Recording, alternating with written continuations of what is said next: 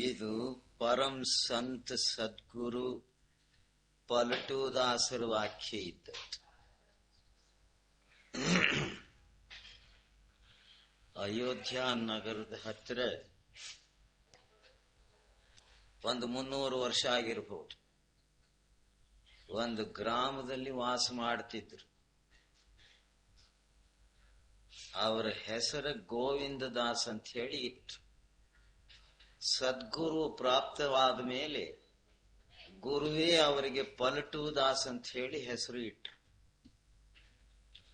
ಅವರು ಕುಲ ಜಾತಿಯಲ್ಲಿ ವೈಶ್ಯರಿದ್ರು. ಆ ಗ್ರಾಮದ ಹೆಸರು ನಂಗಾ ಜಲಾಲ್ಪುರ್ ಅಂತ. ನಂಗ ಅಂದ್ರೆ ಏನು, ಬಟ್ಟೆ ಬರೆ ಕೂಡ ಇಲ್ಲ ಆ ಜನಗಳಿಗೆ. ನಮ್ಮ ಗುರು ಮಹಾರಾಜರು ಎಮ್ಮೆಹಟ್ಟಿಗೆ ಬರುವಾಗ ಅಲ್ಲಿ ಜನರು ಹಾಗೆ ಇದ್ರು. ಬೊಂಬೈನಿಂದ ಬಟ್ಟೆಗಳು ತಕೊಂಡು ಬಂದು ಅವ್ರಿಗೆಲ್ಲ ಕೊಡ್ತಿದ್ರು ನಮ್ಮ ಗುರು ಮಹಾರಾಜರು. ಆತನ ಬಡ ಜೀವನ, ಬಡವರು ಇದ್ದ ಜಾಗ ಅದು. ಒಂದು ಕಿರಾಣಿ ಅಂಗಡಿ ಇಟ್ಟುಕೊಂಡಿದ್ದ ಆತ, ವ್ಯಾಪಾರ ಮಾಡ್ತಿತ್ತು ಪಲಟು ದಾಸರು. ಅದರಲ್ಲಿ ಏನ್ ಬಂತೋ ಅದು ಜೀವನ ನಡೆಸುವುದು. ತನ್ನ ಮನೆಗೆ ಯಾರೇ ಸಾತ್ ಸಂತರು ಬಂದ್ರೆ ಅವರಿಗೆ ಉಪಚಾರ ಮಾಡುವುದು. ಹೀಗೆ ಆತನ ಜೀವನ ಮಾಡ್ತಾ ನನಗೆ ಗುರು ಸಿಕ್ಕಲಿಲ್ವಲ್ಲ ಅನ್ನುವಂಥ ಒಂದು ವಿರಹ ಭಾವನೆ ಮಾಡಿ ಪ್ರತಿನಿತ್ಯವೂ ಪರಮಾತ್ಮನಲ್ಲಿ ಪ್ರಾರ್ಥನೆ ಮಾಡ್ತಿದ್ದ. ನನಗೊಬ್ಬ ಗುರು ಬೇಕು, ಗುರು ಬೇಕು. ನಿಜವೇ ಗುರು ಬೇಕು, ಆದ್ರೆ ಎಂಥ ಗುರು ಬೇಕು? ನಿನ್ನ ಅಂತರದ ಅಜ್ಞಾನದ ಪರದೆಗೆ ತೆಗೆಯುವ ಗುರು ಬೇಕು. ನಮಗೆ ಸಿಕ್ಕುವ ಗುರುಗಳೆಲ್ಲ ಹೊರಗಿಂದ ಏನು ಹೇಳ್ತಾರೆ, ಒಳಗಿಂದ ತಿಳಿಸುವುದೇ. ಇಂಥ ಗುರುಗಳೇ ಹೆಚ್ಚು. ಕಬೀರ್ ದಾಸರು ಕಾಶಿ ಒಳಗಿರುವಾಗ ಡೂಪ್ಲಿಕೇಟ್ ಕಬೀರ್ ದಾಸರು 9 ಮಂದಿ ಇದ್ರಂತೆ. ಯಾರಲ್ಲಿ ಹೋಗಬೇಕು? ಯಾರು ನಿಜವಾದ ಕಬೀರ್ ದಾಸರು? ಹುಡುಕಾಡಿ ಹುಡುಕಾಡಿ ಹೋಗಬೇಕು. ಇನ್ನು ಮಹಾತ್ಮರು ಅಥವಾ ಸಂತರು ಏನೇ ಒಂದು ಉದ್ಯೋಗ ಮಾಡಿಕೊಂಡಿರುತ್ತಾರೆ, ನಮ್ಮ ಹಾಗೆ ಉದ್ಯೋಗ ಮಾಡ್ತಾರೆ, ನಮ್ಮಂತೆಯ ಮಾತುಕತೆ ಆಡ್ಕೊಂಡಿರುತ್ತಾರೆ. ಇವರು ಗುರುವೇ ಹೇಗೆ ಅಂತ ಹೇಳಿ ತಿಳಿಯುವುದು ಕಷ್ಟ. ನಾವು ಗುರುಗಳಂತ ಹೇಳಿ ಅವರು ಬೋರ್ಡ್ಗಳು ಹಾಕಿಕೊಂಡಿರುವುದಿಲ್ಲ. ಈಗ ನೋಡ್ರಿ, ಪ್ರತಿಯೊಂದು ಮಠದಾಗ ಬೋರ್ಡ್ಗಳು ಇರ್ತವೆ. 108 ಶ್ರೀ ಶ್ರೀ ಶ್ರೀ ಅಂತಾರೆ. 108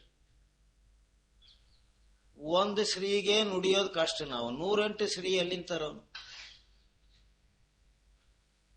ಇವೆಲ್ಲ ಆಡಂಬರದ ಗುರುಗಳು ಹೆಚ್ಚಾಗಿ ನಿಜವಾದ ಪರಮಾರ್ಥ ಏನಿತ್ತು, ಸುಲಭವಾದದ್ದು, ಅದನ್ನ ಇಲ್ಲದಾಗ ಮಾಡಿಬಿಟ್ರು.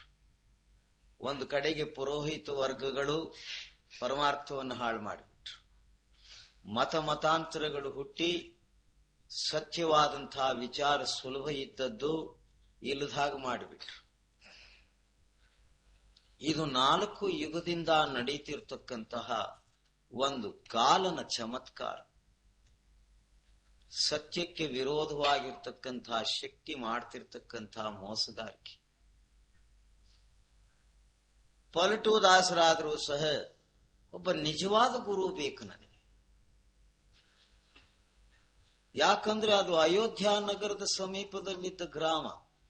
ಅಯೋಧ್ಯ ನಗರದಲ್ಲಿ ಗೃಹಸ್ಥರು, ಜನರು ಅನ್ನೋರು ಕಮ್ಮಿ. ಮತ್ತೆ ಅಲ್ಲಿ ಯಾರು ಹೆಚ್ಚಾಗಿದ್ದಾರೆ? ವೇಷಧಾರಿ ಸಾಧುಗಳು, ಸನ್ಯಾಸಿಗಳು, ಇವ್ರದೇ ಗುಂಪು. ಅದ್ರೊಳಗೆ ಒಳ್ಳೆಯವ್ರು ಯಾರೋ, ಕೆಟ್ಟವ್ರು ಯಾರು, ಹೇಗೆ ತಿಳಿಯಕ್ ಬರ್ತದೆ?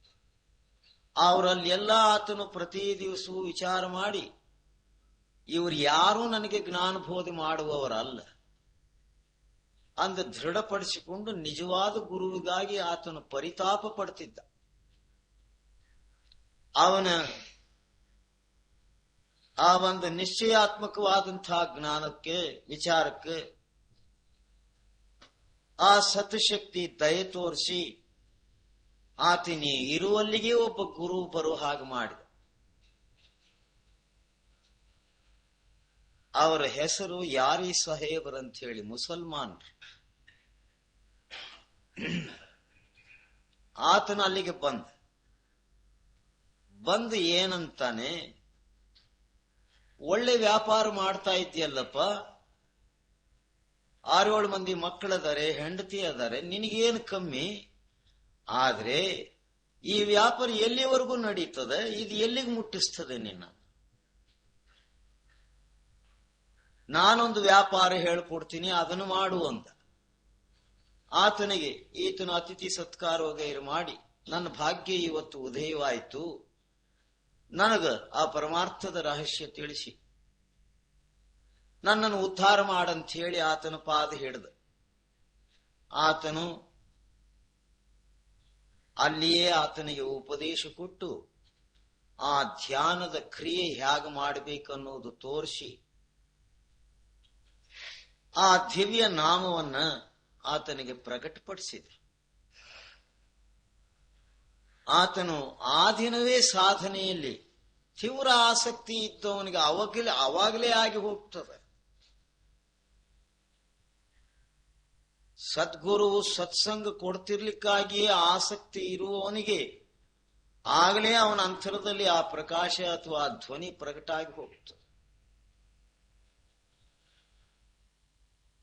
ಆಸಕ್ತಿ ಇಲ್ಲದವನಿಗೆ ಏನು ಮಾಡಬೇಕು? ಈ ಕೆರೆಯಾಗೆ ಕುಂಟಾಗೆ ಕಮಲದ ಹೂವುಗಳು ಬಿಟ್ಟಿರ್ತವೆ. ಎಲ್ಲಾ ಹೂವುಗಳಿಗಿಂತಲೂ ಕಮಲದ ಹೂವಿನಲ್ಲಿ ಮಧುರಸ ಹೆಚ್ಚಾಗಿ ಇರ್ತವೆ. ಆ ಕುಂಟಿಯಾಗೆ ಕೆರೆಯಾಗೆ ಎಮ್ಮೆ ಗೊಡ್ಡುಗಳು ಹೋಗಿ ಮಲಗಿರ್ತವೆ, ನೋಡಿರೇನು? ಆದ್ರೆ ಆ ಕಮಲ ಪುಷ್ಪದಲ್ಲಿ ಏನಿದೆ ಅನ್ನುವುದು ಆ ಎಮ್ಮೆಗಳಿಗೆ ಗೊತ್ತಿಲ್ಲ. ಎಲ್ಲಿಂದಲೋ ಬರುವಂತಹ ತುಮ್ಮೆದೆಗಳು ಅಂದ್ರೆ ಜೇನು ಹುಳುಗಳು ಬಂದು ಆ ಹೂವಿನಲ್ಲಿರುವ ಮಧುರಸ ಕುಡಿದು ಹೊರಟೋಗ್ತದೆ. ಇದು ಅಲ್ಲೇ ಬಿದ್ದಿರ್ತದೆ ಎಮ್ಮೆಗೊಡ್ಡು. ಇಂಥವಕ್ಕೆ ಏನ್ ಮಾಡೋದು? ಅದಕ್ಕೆ ಆಸಕ್ತಿ ಇರಬೇಕು. ಅದಕ್ಕೆ ಸಂತರು ಏನು ಮಾಡಿದ್ರು? ಸತ್ಸಂಗವನ್ನಿಟ್ರು. ಆಗಾಗ್ಗೆ ಸತ್ಸಂಗವನ್ನು ಕೇಳ್ತಿರು, ಪ್ರಪಂಚವನ್ನೂ ಮಾಡ್ತಿರು. ಸತ್ಯ ಅಸತ್ಯದ ವಿವೇಕ ಶಕ್ತಿ ನಿನ್ನಲ್ಲಿ ಜಾಗೃತಿ ಆಗಿ ಹೋಗ್ತದೆ ಅಂತ ಹೇಳಿ ತಿಳಿಸ್ತಾರೆ. ಆದ್ರೆ ಸತ್ಸಂಗ ಕೇಳೋರು ಏಸು ಮಂದಿ? ಕೇಳುವುದು ಒಂದು ತಪಶ್ಚರ್ಯ, ಸುಮ್ಮನೆ ಅಲ್ಲ ಕೇಳುವುದು. ಎಷ್ಟೋ ಜನ್ಮದ ಸಂಸ್ಕಾರ ಇದ್ರೇನೆ ಸತ್ಸಂಗ ಸಿಕ್ಕೋದು, ಇಲ್ಲದೆ ಹೋದ್ರೆ ಸಿಕ್ಕುವುದಿಲ್ಲ. ಆತನ ಆಸಕ್ತಿಯಲ್ಲಿ ಇದ್ದು ಸದ್ಗುರುವಿಗಾಗಿ ದಿನವೂ ಬಾಯಾರಿದವನು ನೀರಿನ ಚಿಂತೆ ಹೇಗೆ ಮಾಡ್ತಾನೋ, ಚಕೋರ ಪಕ್ಷಿ ಚಂದ್ರನ ಚಿಂತೆ ಹೇಗೆ ಮಾಡ್ತದೋ, ಹಾಗೆ ಗುರುವಿನ ಚಿಂತ ಮಾಡ್ತಿದ್ದಾತ. ಅಂಥವನಿಗೆ ಗುರು ಹುಡುಕೋತು ಬರ್ತಾನೆ. ನಾವಿನ್ನೊಂದು ಕಡೆಗೆ ಹೋಗು ಕೆಲಸಿಲ್ಲ. ನಮ್ಮ ಆಶ್ರಮದ ಸತ್ಸಂಗಿ ಹುಬ್ಬಳ್ಳಿಯಾಗಿ ಆಪರೇಷನ್ಗೆ ಹೋಗಿದ್ದ, ಅರುಣ್ ಕುಮಾರ ಅಂತ ಅವನ ಹೆಸರು.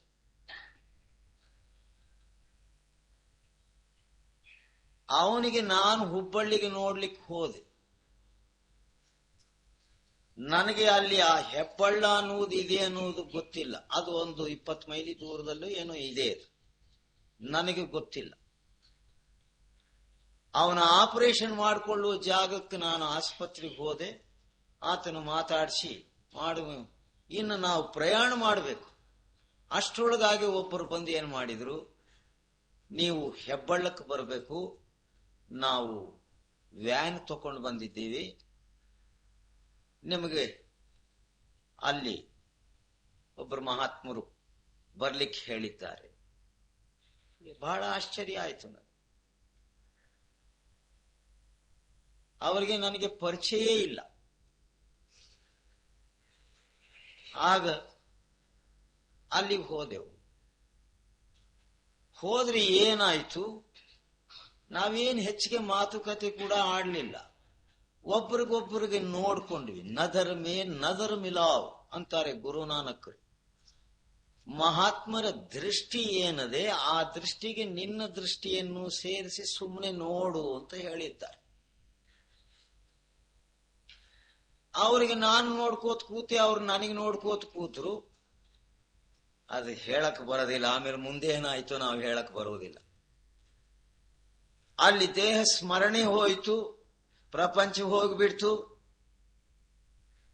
ನಾವ್ ಎಲ್ಲಿಂದ ಬಂದೇವಿ, ಎಲ್ಲಿಗೆ ಹೋಗ್ಬೇಕು ಅನ್ನೋದೇ ಮರ್ತು ಹೋಗ್ಬಿಡ್ತು. ಒಂದು ಆನಂದ ಬಂತು, ಅದು ಅನುಭವಿಸಬೇಕು. ಅಲ್ಲಿ ಒಂದು ಸ್ವಲ್ಪ ಹೊತ್ತು ಅವರ ಸನ್ನಿಧಾನದಲ್ಲಿ ಇದ್ವಿ. ಯಾವುದೋ ಜನ್ಮದ ಅದು ಸಂಪರ್ಕ. ಪ್ರಾತಃಸ್ಮರಣೀಯರು ಅವರೆಲ್ಲ, ಮಹನೀಯರು. ಅವರಿಗೆ ನಮಗೆ ಹೆಚ್ಚಿನ ಹೋಗುವ ಬರುವ ವ್ಯವಸ್ಥೆಯೂ ಕೂಡ ನಾವು ಮಾಡಿಕೊಂಡಿಲ್ಲ. ಇದು ಅವ್ರನ್ನ 3 ಸರ್ತಿ ನಾನು ನೋಡಿದ್ದೀನಿ ಅಷ್ಟೆ. ಒಮ್ಮೆ ಇಲ್ಲಿಗೆ ಬಂದಿದ್ರು, ಮೊನ್ನೆ ಯಾವುದೋ ಅಲ್ಲಿ ಒಂದು ಆರಾಧನೆ ಏನು ನಡೆದಾಗ ಹೋಗಿದ್ದೆ. ಅದಕ್ಕೆ ಮುಂಚಿತವಾಗಿ ಈ ಆಪರೇಷನ್ ಆದಾಗ ಹೋಗಿತ್ತು, ನೋಡಿತ್ತು ಅಷ್ಟೇ. ಅದು ಎಷ್ಟು ತೀವ್ರ ಪ್ರೇಮ ಮತ್ತು ಆಸಕ್ತಿ, ಭಕ್ತಿ ಜಾಗೃತಿ ಮಾಡ್ತದೆ ಅಂದ್ರೆ ಅದಕ್ಕೆ ವರ್ಣನೆ ಮಾಡ್ಲಿಕ್ಕೆ ಬರುವುದಿಲ್ಲ. ಸಹಜವಾಗಿ ನಮ್ಮ ಅಂತರದಲ್ಲಿ ಅನುಭವಿಸಬೇಕು. ಅಂದ್ರೆ ಸದ್ಗುರುವಿನ ದೃಷ್ಟಿಯ ಕೃಪಾ ಕಟಾಕ್ಷ ಅಂತಾರಿದೆ. ಒಬ್ಬೊಬ್ಬ ಮಹಾತ್ಮನು ಒಂದೊಂದು ರೀತಿಯಾಗಿ ಒಬ್ಬೊಬ್ಬರನ್ನು ಜಾಗೃತಿ ಮಾಡ್ತಾನೆ. ಒಂದೊಂದು ರೀತಿಯಾಗಿ ಒಂದು ದೃಷ್ಟಿಯ ಯೋಗದಿಂದ ಜಾಗೃತಿ ಮಾಡ್ತಾರೆ, ಸ್ಪರ್ಶ ಮಾಡಿ ಜಾಗೃತಿ ಮಾಡ್ತಾರೆ, ಬೋಧೆ ಕೊಟ್ಟು ಜಾಗೃತಿ ಮಾಡ್ತಾರೆ. ತುಕಾರಾಮರು ಹೇಳಿದಂತೆ ನಿನಗೆ ಆಸಕ್ತಿ ಇದ್ರೆ ಸ್ವಪ್ನ, ಜಾಗೃತ, ಸುಷುಪ್ತ ಸ್ಥಿತಿಯಲ್ಲಿ ಬಂದು ಸದ್ಗುರು ಜಾಗೃತಿ ಮಾಡ್ತಾರೆ. ನಿನ್ನಲ್ಲಿ ಇರಬೇಕು, ಆ ದಾಹ ಇರಬೇಕು. ಇದ್ರೆ ಒಂದು ದಿವಸ ನೀರು ಕುಡಿತೀಯ. ದಾಹವೇ ಇರಲಾರದೆ ಇದ್ದವನಿಗೆ ಏನು ಮಾಡ್ಲಿಕ್ಕೆ ಬರುವುದಿಲ್ಲ. ಅದಕ್ಕಾಗಿ ಕಬೀರದಾಸರು ಒಂದು ಕಡೆಗೆ ಏನಂತಾರೆ, ಜಲ ಬೀಚ್ ದ್ರೋಹಿಯ ಮರತು ಪಿಯಾಸ. ಅಗಸರವನು ನೀರಿನಲ್ಲೇ ಬಟ್ಟೆ ಒಗೀತಿರ್ತಾನೆ 24 ಗಂಟೆ. ಅವನು ನನಗೆ ಬಾಯಾರ್ಕೆ ಅಂತ ಕೂಕೊಂಡ್ರೆ ನೋಡಿದ ಜನರು ಏನ್ ತಿಳಿತಾರೆ, ಇವನೆಂತ ದಡ್ಡ ಸುಳಿ ಮಗ, ನೀರಿನಲ್ಲೇ ನಿಂತಿದ್ದಾನೆ, ಶುದ್ಧವಾದ ನೀರು ಹರಿದು ಹೋಗ್ತಾ ಇದೆ, ಅದರಲ್ಲೇ ನಿಂತು ಬಟ್ಟೆ ಒಗಿತಾ ಇದ್ದಾನೆ, ನನಗೆ ಬಾಯಾರ್ಕೆ ಅಂತಾನಲ್ಲ, ಇವನು ಎಂಥವನು. ಆ ನೀರನ್ನು ತಕ್ಕೊಂಡು ಕುಡಿಯುವುದು ಎಷ್ಟೊತ್ತು ಹಿಡೀತದೆ. ಆ ನೀರು ಕುಡಿಬೇಕಂದ್ರೆ ಶರೀರ ಬಗ್ಗಬೇಕು. ಆ ಶರೀರ ಬಗ್ಗುವುದರ ಅರ್ಥವೇನೆಂದ್ರೆ ನಿನ್ನ ಅಭಿಮಾನ ಅಹಂಕಾರ ಹೋಗ್ಬೇಕು. ಅದು ಹೋಯ್ತೇನೋ ನಿನ್ನಲ್ಲಿ ಆ ಪರಮಾರ್ಥದ ಆಸಕ್ತಿ ಹುಟ್ಟು ಬಿಡ್ತದೆ. ಅದು ಹೇಗೆ ಹೋಗ್ತದೆ? ಆ ಅಭಿಮಾನ ಅಹಂಕಾರ ಹೋಗುವುದಕ್ಕೆ ಯಾವುದು ಜಪ ತಪಾದಿಗಳು, ತೀರ್ಥಕ್ಷೇತ್ರ ಭ್ರಮಣಾದಿಗಳು, ಗುಡಿ ಗೋಪುರಾದಿಗಳು ಸುತ್ತಿದ್ರೆ ಹೋಗುವುದಿಲ್ಲ. ಸಾಧು ಸಂತರಲ್ಲಿ ಹೋಗಿ ಸತ್ಸಂಗ ಕೇಳಿದ್ರೇನೇ ಅಭಿಮಾನ ಅಹಂಕಾರ ಹೋಗೋದು. ಇನ್ನೇನ್ ಮಾಡಿದ್ರು ಹೋಗುವುದು.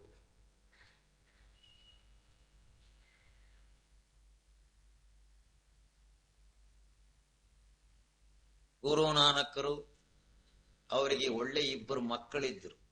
ಅವ್ರ ಹೆಸರೇನು? ಶ್ರೀಚಂದ್, ಲಕ್ಷ್ಮೀಚಂದ್. ಅವರು ಉದಾಸಿ ಪಂಥ ಅಂತ ಹೇಳಿ ಆ ಮಕ್ಕಳು ಒಂದು ತಯಾರು ಮಾಡಿದ್ರು. ಆದ್ರೆ ಅವರಿಗೆ ಅಭಿಮಾನ ಅಹಂಕಾರ ಇತ್ತು. ಗುರು ನಾನಕರ ಮಕ್ಕಳು ಎಂಥವರಿಂದ ಜನ್ಮ ತಾರಣೆ ಮಾಡಿದ್ದಾರೆ, ಅಂಥವ್ರಿಗೆ ಅಭಿಮಾನ ಅಹಂಕಾರ ಬಿಡ್ಲಿಲ್ಲ ಅಂದ್ರೆ ನಮಗ್ ಬಿಡ್ತವೆ. ಒಂದು ದಿವಸ ಒಂದು ಆರಾಧನೆ, ಸಾಧು ಸಂತ ಮಹಾತ್ಮರುಗಳೆಲ್ಲ ಸೇರಿದ್ದಾರೆ, ಜಿಜ್ಞಾಸುಗಳೆಲ್ಲ ಸೇರಿದ್ದಾರೆ. ಅಲ್ಲಿ ಸತ್ಸಂಗದ ಆರಾಧನೆ ನಡೀತಾ ಇದೆ. ಗುರುನಾನಕರು ಒಂದು ಪರೀಕ್ಷೆ ಇಟ್ಟಿದ್ದಾರೆ. ಯಾರು ಇದ್ರೊಳಗೆ ಅಭಿಮಾನ ಅಹಂಕಾರ ಬಿಟ್ಟಿರೋರು ಸಿಗ್ತಾರೆ ಅವರಿಗೆ ನಾಮೋಪದೇಶ ಕೊಟ್ಟು ಉದ್ಧಾರ ಮಾಡುವನು ಅಂತ ಹೇಳಿ ಒಂದು ಪರೀಕ್ಷೆ ಇಟ್ಟಿದ್ದಾರೆ. ಏನು ಪರೀಕ್ಷಾ ಅದು? ಅಲ್ಲಿಗೆ ಸತ್ಸಂಗ ಕೇಳಲಿಕ್ಕೆ ಬಂದು ಹೋಗುವವರೆಲ್ಲ ಆಶ್ರಮದ ಹೊರಗಡೆಗೆ ಚಪ್ಪಲಿ ಬೂಟುಗಳು ಅವೆಲ್ಲ ಬಿಟ್ಟಿರ್ತಾರೆ. ನೀವೆಲ್ಲ ಬಿಟ್ಟು ಬಂದಿರಲ್ಲ, ಅದು ಸಾವಿರಾರು ಮಂದಿ ಸೇರುವಂತಹ ಸಂಗತ. ಅಲ್ಲಿ ಒಂದು ಚಪ್ಪಲಿ ರಾಶಿನೇ ಬಿತ್ತು ಹೋಗಿಬಿಟ್ಟದು. ಆಗ ಸತ್ಸಂಗ ಮಾಡ್ತಾ ಏನಂತಾರೆ, ತನ್ನ ಇಬ್ಬರು ಮಕ್ಕಳನ್ನ ಆ ಸಭೆಯಲ್ಲಿ ಎಬ್ಬಿಸಿ, ನೀವು ಹೋಗಿ ಆ ಚಪ್ಪಲಿಯ ರಾಶಿ ಮೇಲೆ ಕೂತ್ಕೊಳ್ರಿ. ಆಗ ಅವರು ವಿಚಾರ ಮಾಡ್ತಾರೆ ಮಕ್ಕಳು, ಇವನು ಎಂಥ ತಂದೆ ಇವನು, ನಾವು ಹೋಗಿ ಆ ಧೂಳು ದುಮ್ಮು ಬಿದ್ದಿರುವ ಆ ಅಜ್ಞಾನಿ ಜನರುಗಳ ಚಪ್ಪಲಿಗಳ ಮೇಲೆ ಹೋಗಿ ಕೂತ್ಕೋಬೇಕೆ? ಇವನಿಗೆ ತಲೆ ಕೆಟ್ಟ ಹೋಗಿಬಿಟ್ಟದು, ಮುದುಕ ಇವನು ಯಾತ್ರದೋ ಹೇಳ್ತಾನೆ ಅಂದು ತಿರಸ್ಕಾರ ಮಾಡಿಬಿಟ್ರು. ಭಾಯಿ ಗುರುದಾಸ್ ಅಂತ ಹೇಳಿ ಒಬ್ರು ಮಹಾತ್ಮರಿದ್ರು. ಅವ್ರ ಆ ಮಾತು ಕೇಳ್ತಿರ್ಲಿಕ್ಕಾಗಿಯೇ, ಗುರುನಾನಕರ ವಾಣಿಯನ್ನು ಕೇಳ್ತಿರ್ಲಿಕ್ಕಾಗಿ ಈ ಭಾಗ್ಯ ಯಾವಾಗ ಸಿಕ್ಬೇಕು ನನಗೆ? ಸದ್ಗುರುವಿನ ಆಜ್ಞೆ ಇದೆ, ಇದಕ್ಕೆ ತಿರಸ್ಕಾರ ಮಾಡಬಾರದು ಅಂದು ಆತನು ಹೋಗಿ ಅದರ ಮೇಲೆ ಕೂತ್ಕೊಂಡು ಬಿಟ್ಟು. ಸದ್ಗುರುವಿನ ಆಜ್ಞೆಯಲ್ಲಿ ನಿನ್ನ ಜನ್ಮ ಉದ್ಧಾರ ಆಗುವಂತಹ ಗತಿ ಇರ್ತದೆ. ಇದು ಯಾರೋ ಒಬ್ಬರು ತಿಳಿತಾರೆ, ಎಲ್ಲರೂ ತಿಳಿಯಲ್ಲ. ಅವನು ತಿಳಿದ ಅಷ್ಟು ಸಾವಿರಾರು ಮಂದಿಯಲ್ಲಿ ಆತನು ಒಬ್ಬನು ತಿಳಿದು ಹೋಗಿ ಕೂತ್ಬಿಟ್ಟು. ಆತನು 108 ವರ್ಷಗಳು ಬದುಕಿದ್ರು, ಆ ಗುರುಭಾಯ್ ಸಿಂಗ್ ಅಂತ ಹೇಳಿ. 5 ಮಂದಿ ಮಹಾತ್ಮರುಗಳು ಗುರುನಾನಕರ ಪೀಠದಲ್ಲಿ ಆಗಿ ಹೋದರೆ ಗುರುಗಳು, ಅವರ ವಚನಗಳು, ಅವರ ಕೀರ್ತನೆಗಳು, ಇವುಗಳನ್ನೆಲ್ಲ ಆತನು ಬರೆದು ಇಟ್ಟ. ಮತ್ತೆ ಅದ್ಭುತವಾದಂತಹ ಸಾಧನೆ ಮಾಡಿದ. ಆ ಸತ್ಯಕ್ಕೆ ಸಂದರ್ಶನ ಮಾಡಿ ಅದರಂತೆ ಆಯ್ತು. ಇದು ಹ್ಯಾಕ್ ಸಿಕ್ತು? ಸದ್ಗುರುವಿನ ಆಜ್ಞೆಯಿಂದ ಸ್ಥಾನ ಮಾನ ಭೇದ ಭಾವಗಳನ್ನು ಮಾಡದೆ ನಿರಭಿಮಾನಿನ ಆಗಿಬಿಟ್ಟ. ಅಭಿಮಾನಕ್ಕೆಲ್ಲ ದೂರ್ಪಡಿಸಿಬಿಟ್ಟ. ಅವನಿಗೆ ಸಿಕ್ಕಿಬಿಡ್ತದೆ. ತಾನೇ ಜನ್ಮ ಕೊಟ್ಟಂತಹ ಮಕ್ಕಳಿಗೆ ಸಿಕ್ಕಲಿಲ್ಲಿತು. ಹಾಗೆ ಪಲಟುದಾಸರಾದರೂ ಸಹ ಆ ಮಹಾತ್ಮನಲ್ಲಿ ಸದ್ಗುರುವಿನ ಆಸಕ್ತಿ ಇರಿಸಿ ಅವನ ಆಜ್ಞೆಗೆ ಸ್ವೀಕಾರ ಮಾಡಿ, ಸ್ವಾಮಿ ನನಗೆ ನೀನು ಉದ್ಧಾರ ಮಾಡಿದ್ದಿ, ಇದು ಈಗಲೇ ನಾನು ಅದನ್ನು ಪ್ರಕಟಪಡಿಸಿಕೊಂಡು ನಿನ್ನ ಪಾದಕ್ಕೆ ಸಮರ್ಪಣೆ ಮಾಡಿಬಿಡ್ತೇನೆ. ಆ ಜ್ಞಾನವನ್ನು ನಿನ್ನ ಪಾದಕ್ಕೆ ಸಮರ್ಪಣೆ ಮಾಡಿಬಿಡ್ತೇನೆ. ಯಾಕಂದ್ರೆ ನಾನಿರುವುದು ಗುಡಿಸಲು, ಬಡವ. ನೀನು ಕೊಟ್ಟ ಜ್ಞಾನದ ಶಕ್ತಿಯನ್ನ ಉಳಿಸ್ಕೊಳ್ಳುವುದಕ್ಕೆ ನನ್ನಲ್ಲಿ ಕಬ್ಬಿಣದ ಪೆಟ್ಟಿಗೆ ಇಲ್ಲ. ಅಂದ್ರೆ ನನ್ನ ಹೃದಯ ಅಷ್ಟು ಬಲವಾದದ್ದಲ್ಲ. ನಿನ್ನ ಹತ್ರ ಇದ್ರೆ ನನಗೆ ಬೇಕಾದಾಗ ನೀನು ಕೊಡ್ತಿ. ಇದು ಪ್ರೇಮದ ಮಾರ್ಗ. ನೀವು ಕೊಡ್ರಿ, ನಾ ತಗೊಂಡು ಹೋಗ್ತೀನಿ ಉಪದೇಶನ ಅಂದ್ಬಿಡ್ತೇವೆ ನಾವು. ಇದು ನಿನಗೆ ಬೇಕೇನಪ್ಪ, ನಿನ್ನಲ್ಲಿ ಇರಿಸ್ಕೊಡ್ತೀವಿ. ಏನು ಹಂಗಂತಿರ್ರಿ? ನಾವೇನ್ ಸಣ್ಣವ್ರೇನು? ನಾನು ME ಮಾಡಿದ್ದೀನಿ, MSc ಮಾಡೀನಿ, ಆ ಮಸಿ ಈ ಮಸಿ ಎಲ್ಲ ಬಳಕೊಂಡಿದ್ದೀನಿ. ನಾವೇನು ಸಣ್ಣವನಲ್ಲ. ನೀವು ಕೊಡೋದೊಂದು ಮಾಡ್ರಿ, ತಕೊಂಡು ಹೋಗ್ತೀವಿ. ಹಾಗೆ ಸಿಕ್ಕುವುದಿಲ್ಲ ಇದು. ಯಾರಿಗಾದ್ರೂ ನೀನು ಟೋಪಿ ಹಾಕಿ ಮೋಸ ಮಾಡಬಹುದು, ಸಾಧು ಸಂತರಿಗೆ ಮೋಸ ಮಾಡ್ಲಿಕ್ಕೆ ಬರುವುದಿಲ್ಲ. ಬಸವೇಶ್ವರರು ಇದ್ದ ಕಾಲಕ್ಕೆ ಎಷ್ಟು ಮಂದಿ ಅವರಿಗೆ ಮೋಸ ಮಾಡಿದರು, ಎಷ್ಟು ವಿರೋಧ ಮಾಡಿದರು. ಆದ್ರೆ ಆತನು ಒಂದೇ ದೃಢತ್ವ, ಅವನ ಇಚ್ಛೆಯಲ್ಲಿ ಏನಾಗಬೇಕು ಅದಾಗ್ತದೆ. ಇದು ನನ್ನ ಇಚ್ಛೆಯಲ್ಲ, ನಿಮ್ಮ ಇಚ್ಛೆಯಲ್ಲ. ಇದು ಒಂದು ಪಾದಕ್ಕೆ ಶರಣಾಗಿದೆ, ಇನ್ನೊಂದರ ಕಡೆಗೆ ಲಕ್ಷ್ಯ ಕೊಡುವುದಿಲ್ಲ. ಆತನ ಸಿದ್ಧಾಂತ, ಆತನ ವಿಚಾರ ಯುಗ ಕಲ್ಪಗಳವರೆಗೂ ನಿಲ್ತದ. 1000 ವರ್ಷಗಳೇ ಆಗಿ ಹೋಯಿತು ಅವರು ದೇಹ ತ್ಯಾಗ ಮಾಡಿ. ಇವತ್ತಿಗೂ ಅವರ ವಚನ, ನೀನು ಉದ್ಧಾರವಾಗುವುದಕ್ಕೂ ಒಂದು ವಚನ ಸಾಕು. ತಿಳಿದ್ರಿ? ತಿಳಿದೇ ಇದ್ದವನಿಗೆ ಹೇಳಿದ್ರು ಪ್ರಯೋಜನ ಇಲ್ಲ. ಒಂದು ಕಡೆಗೆ ಏನಂತಾನೆ, ಜಗವ ಸುತ್ತಿರುವುದು ನಿನ್ನ ಮಾಯೆ. ಹೇ ಪರಮೇಶ್ವರ, ನಿನ್ನ ಮಾಯೆ ಎಲ್ಲಾ ಕಡೆಗೂ ಸುತ್ತಕೊಂಡು ಬಿಟ್ಟಿದೆ. ಅಷ್ಟಕ್ಕೆ ಮಾತ್ರ ನೀನು ದೊಡ್ಡವನೇನು ಅಲ್ಲ. ನಿನ್ನ ಸುತ್ತಿರುವುದು ಎನ್ನ ಮನ. ನಿನ್ನನ್ನು ಸುತ್ತಕೊಂಡು ಬಿಟ್ಟಿದೆ ನನ್ನ ಮನಸ್ಸು. ಕರಿಯು ಕನ್ನಡಿಯೊಳಗೆ ಅಡಗಿರುವ ತೆರನಂತೆ ನೀನು ಎನ್ನೊಳಗೆ ಅಡಗಿರುವೆ ಕೂಡಲ ಸಂಗಯ್ಯ ಅಂದಿದ್ದಾರೆ. ಎಂಥ ಪ್ರೇಮ, ಎಂಥ ಜವಾಬದು. ಆ ದೃಢ ಧೈರ್ಯದ ಸ್ಥಿತಿ ನಮ್ಮಲ್ಲಿ ಬರಬೇಕಂದ್ರೆ ಎಷ್ಟೋ ಜನ್ಮದ ಪುಣ್ಯ ಸಂಸ್ಕಾರಗಳಿರಬೇಕು. ಹಾಗೆ ಜವಾಬ್ ಕೊಟ್ಟ. ಅದು ಒಂದೇ ವಚನ ಸಾಕು. ನಿನ್ನ ಮಾಯೆಯನ್ನು ಗೆಲ್ಲಲಿಕ್ಕೆ ಋಷಿ ಮುನಿಯಾದಿಗಳು, ಯೋಗೀಶ್ವರರು, ತಪಸ್ವಿಗಳು ಅಭಿಮಾನ ಅಹಂಕಾರದಿಂದ ಎಷ್ಟು ತಪಶ್ಚರ್ಯ ಮಾಡಿದ್ರು, ಎಷ್ಟು ಕಷ್ಟ ಬಿತ್ತು. ಆದ್ರೆ ಅದು ಹೋಯ್ತೇ ಇಲ್ಲ. ಯಾಕೆ ಹೋಗಲಿಲ್ಲ? ಅವನೆಲ್ಲೋ 7 ಆಕಾಶಗಳ ಮೇಲಿದ್ದಾನೆ ಅಂತ ತಿಳಿಯುತ್ತಿದ್ರು ಪರಮಾತ್ಮ. ಅಷ್ಟು ದೂರ ಇರೋ ಪರಮಾತ್ಮನಿಗೆ ನಮ್ಗೆ ಸಂಬಂಧವೇನು? ಸಂಬಂಧ ಆಗುವುದಿಲ್ಲ. ಅವನು ನಿನ್ನ ರಕ್ತ ನರನಾಡಿಗಳಲ್ಲೆಲ್ಲಾ ತುಂಬಿಕೊಂಡು ಬಿಟ್ಟಿದ್ದಾನೆ. ಅದನ್ನು ತಿಳಿಸುವವನು ಬೇಕು ಅಷ್ಟೇ. ಆ ದೃಷ್ಟಿ ಕೊಡುವವನು ಬೇಕು. ಅವನಿಗೆ ಅಂಥ ಗುರು ಸಿಕ್ಕಿಬಿಟ್ಟ ಆ ಬಸವೇಶ್ವರನಿಗೆ. ಅವನು ಸೇವೆಯಲ್ಲೇ ತನ್ನ ಜೀವಿತವನ್ನೆಲ್ಲಾ ಉದ್ಧಾರ ಮಾಡಿಕೊಂಡು ಬರೇ ಸೇವಾ. ಅವನ ಹಾಗೆ ಅನುದಾನ ಮಾಡಿದವರೇ ಇಲ್ಲ. ಕಳ್ಳರು, ಟಕ್ಕರು, ಸುಳ್ರು ಅನ್ನೋದು ಕೂಡ ನೋಡ್ತಿರ್ಲಿಲ್ಲ. ಬಂದವರೆಲ್ಲರೂ ಶರಣರೇ ಅಂತಿದ್ದ. ಇಲ್ಲೇ ಇವನು ಮೋಸಗಾರ, ಇವನು ಕಳ್ಳ, ನಿನ್ನನ್ನು ಕೊಲೆ ಮಾಡ್ಲಿಕ್ಕೆ ಬಂದಿದ್ದಾನೆ ಅಂದ್ರೆ ಹೌದೇನು? ಈ ಶರೀರ ಅನ್ನೋ ಬಂಧನ ಬಿಡಿಸಲಿಕ್ಕಾಗಿ ಶಿವನೇ ಈ ರೂಪದಲ್ಲಿ ಬಂದಿದ್ದಾನೆ, ಅವನಿಗೆ ನಾನು ಸೇವೆ ಮಾಡಬೇಕು ಅಂತಿದ್ದ. ಅದು ಸಂತರ ಕರುಣೆ ದಯೆಯ ಮಾರ್ಗ, ಸಮಾನತ್ವ. ಅಂಥವರು ಇವನಿಗೆ ಪಲ್ಟುದಾಸರಿಗೆ ಸಿಕ್ಕಿದ್ರು.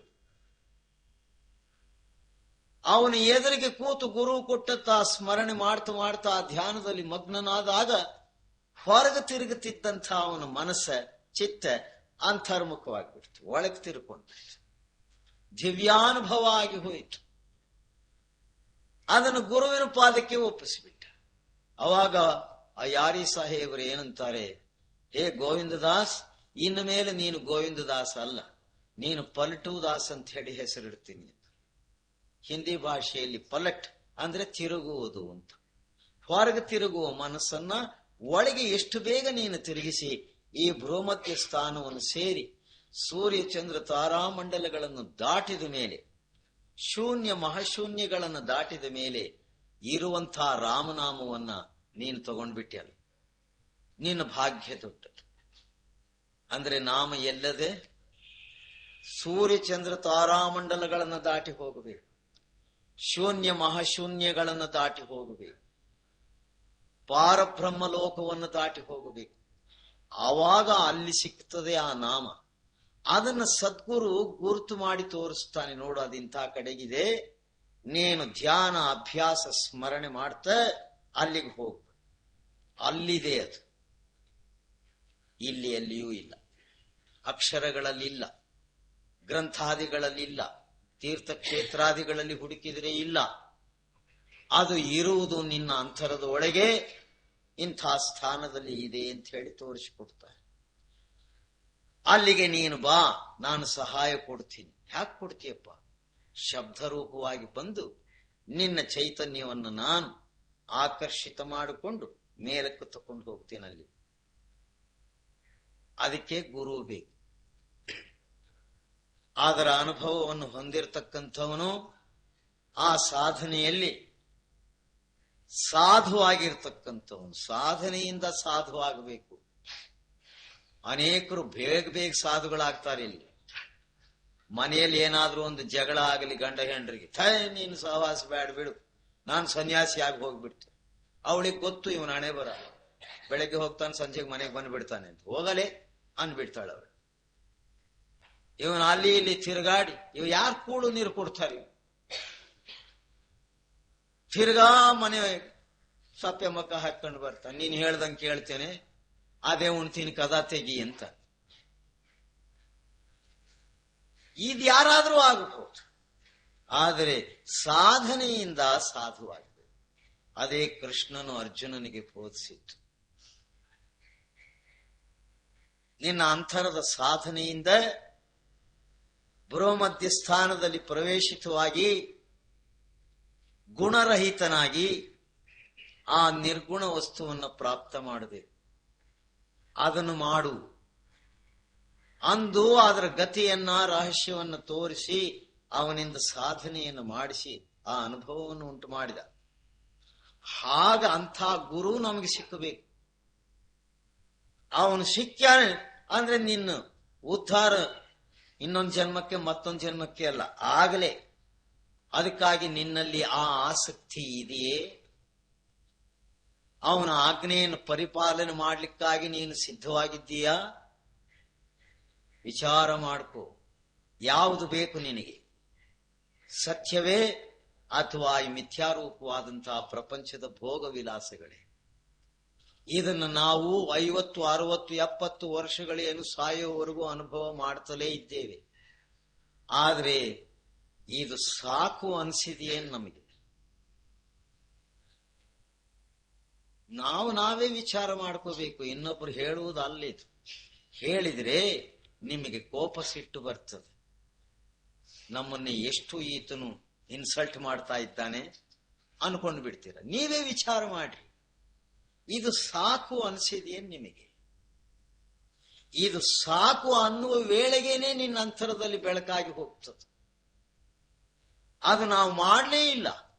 ಇದರಲ್ಲೇ ಹೊರಳಾಡ್ತ ನನಗೆ ಪರಮಾತ್ಮನು ಬೇಕು ಅಂದ್ರೆ ರಾತ್ರಿ ಹಗಲು ಒಂದು ಜಾಗದಲ್ಲಿ ಸೇರುವುದಿಲ್ಲ. ಹಾಗೆ ಸತ್ಯವೂ ಮಿಥ್ಯವೂ ಒಂದು ಸ್ಥಾನದಲ್ಲಿ ಪ್ರಕಟವಾಗುವುದಿಲ್ಲ. ಪಲಟೋದಾಸರಂತೆ ನಾವು ಆಸಕ್ತರಾಗಬೇಕು.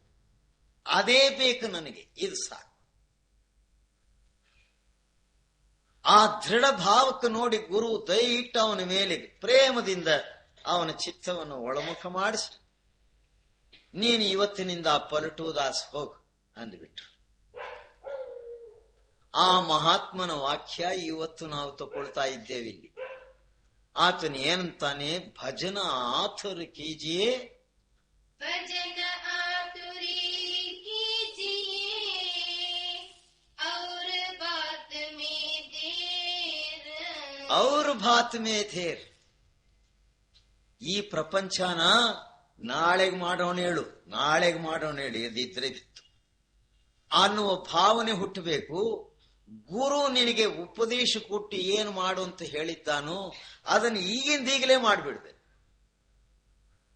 ಆಗಲೇ ಅದಕ್ಕೆ ವ್ಯಾಳೆ ಹೊತ್ತೇ ಇಡಬೇಡ, ನಾಳೆಗನ್ನಬೇಡ ಇದನ್ನ. ಯಾಕಂದ್ರೆ ಯಾವ ವ್ಯಾಳೆಗೆ ಏನಾಗಿ ಹೋಗ್ತದೋ ಹೇಳಲಿಕ್ಕೆ ಬರುವುದಿಲ್ಲ. ಆತುರಿ ಕೀಜಿಯೇ, ಏನನ್ನ? ಭಜನೆ.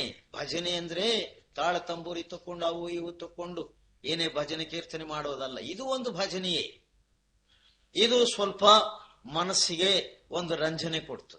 ಆತ್ಮರಂಜನೆಗೆ ನಿನಗೆ ತೃಪ್ತಿಯಾಗುವ ಭಜನೆ ಒಂದದೆ. ಅದು ಯಾವುದು ಅಂದ್ರೆ ಈ ಬೃಹಮಧ್ಯ ಸ್ಥಾನದಲ್ಲಿ ನೀನು ಬಂದು ಕೂತಾಗ ಅಲ್ಲಿ ಸಹಜವಾಗಿ 32 ರಾಗಿಣಿಗಳಿಂದ ಕೂಡಿದಂತಹ ಆ ಪರಮಾತ್ಮನ ವಾಣಿಯ ಸಂಗೀತ ನಡೀತಾ ಇರ್ತದೆ. ಅದನ್ನ ನೀನು ಕೇಳು, ಅದು ಭಜನ. ಅದನ್ನ ಕೇಳಿದ್ರೆ ಸಾಕು, ನೀನು ಅದೇ ರೂಪಾಗಿ ಹೋಗ್ತಿ. ನಿನ್ನ ಮನೆಯೊಳಗೆ ನೀನು ಪ್ರವೇಶ ಮಾಡುವುದಕ್ಕೆ ಇಚ್ಛೆ ಇಲ್ಲ ಅಂದ್ರೆ, ಪರಾಯಕರ ಪ್ರಪಂಚದಲ್ಲಿ ತಿರುಗಾಡಬೇಕು ಅನ್ನುವ ಇಚ್ಛೆ ನಿನಗಿದ್ರೆ ಗುರು ಏನು ಮಾಡ್ತಾನೆ? ನಿನ್ನ ಮನೆಯೊಳಗೆ ಇರಿಸಿಕೊಂಡಿದ್ದೀಯ. ಅದನ್ನ ಕಾಮ, ಕ್ರೋಧ, ಲೋಭ, ಮೋಹಾದಿ ಗುಣಗಳೇ ನಿನಗೆ ಸ್ನೇಹಿತರು. ಪ್ರೇಮಶೀಲ, ಸಂತೋಷ, ಜ್ಞಾನ, ಭಕ್ತಿ ಎನ್ನುವುದು ನಿನಗೆ ಬೇಕಿಲ್ಲ. ಸಜ್ಜನರ ಸಂಗತ ನಿನಗೆ ಇಷ್ಟವಿಲ್ಲ.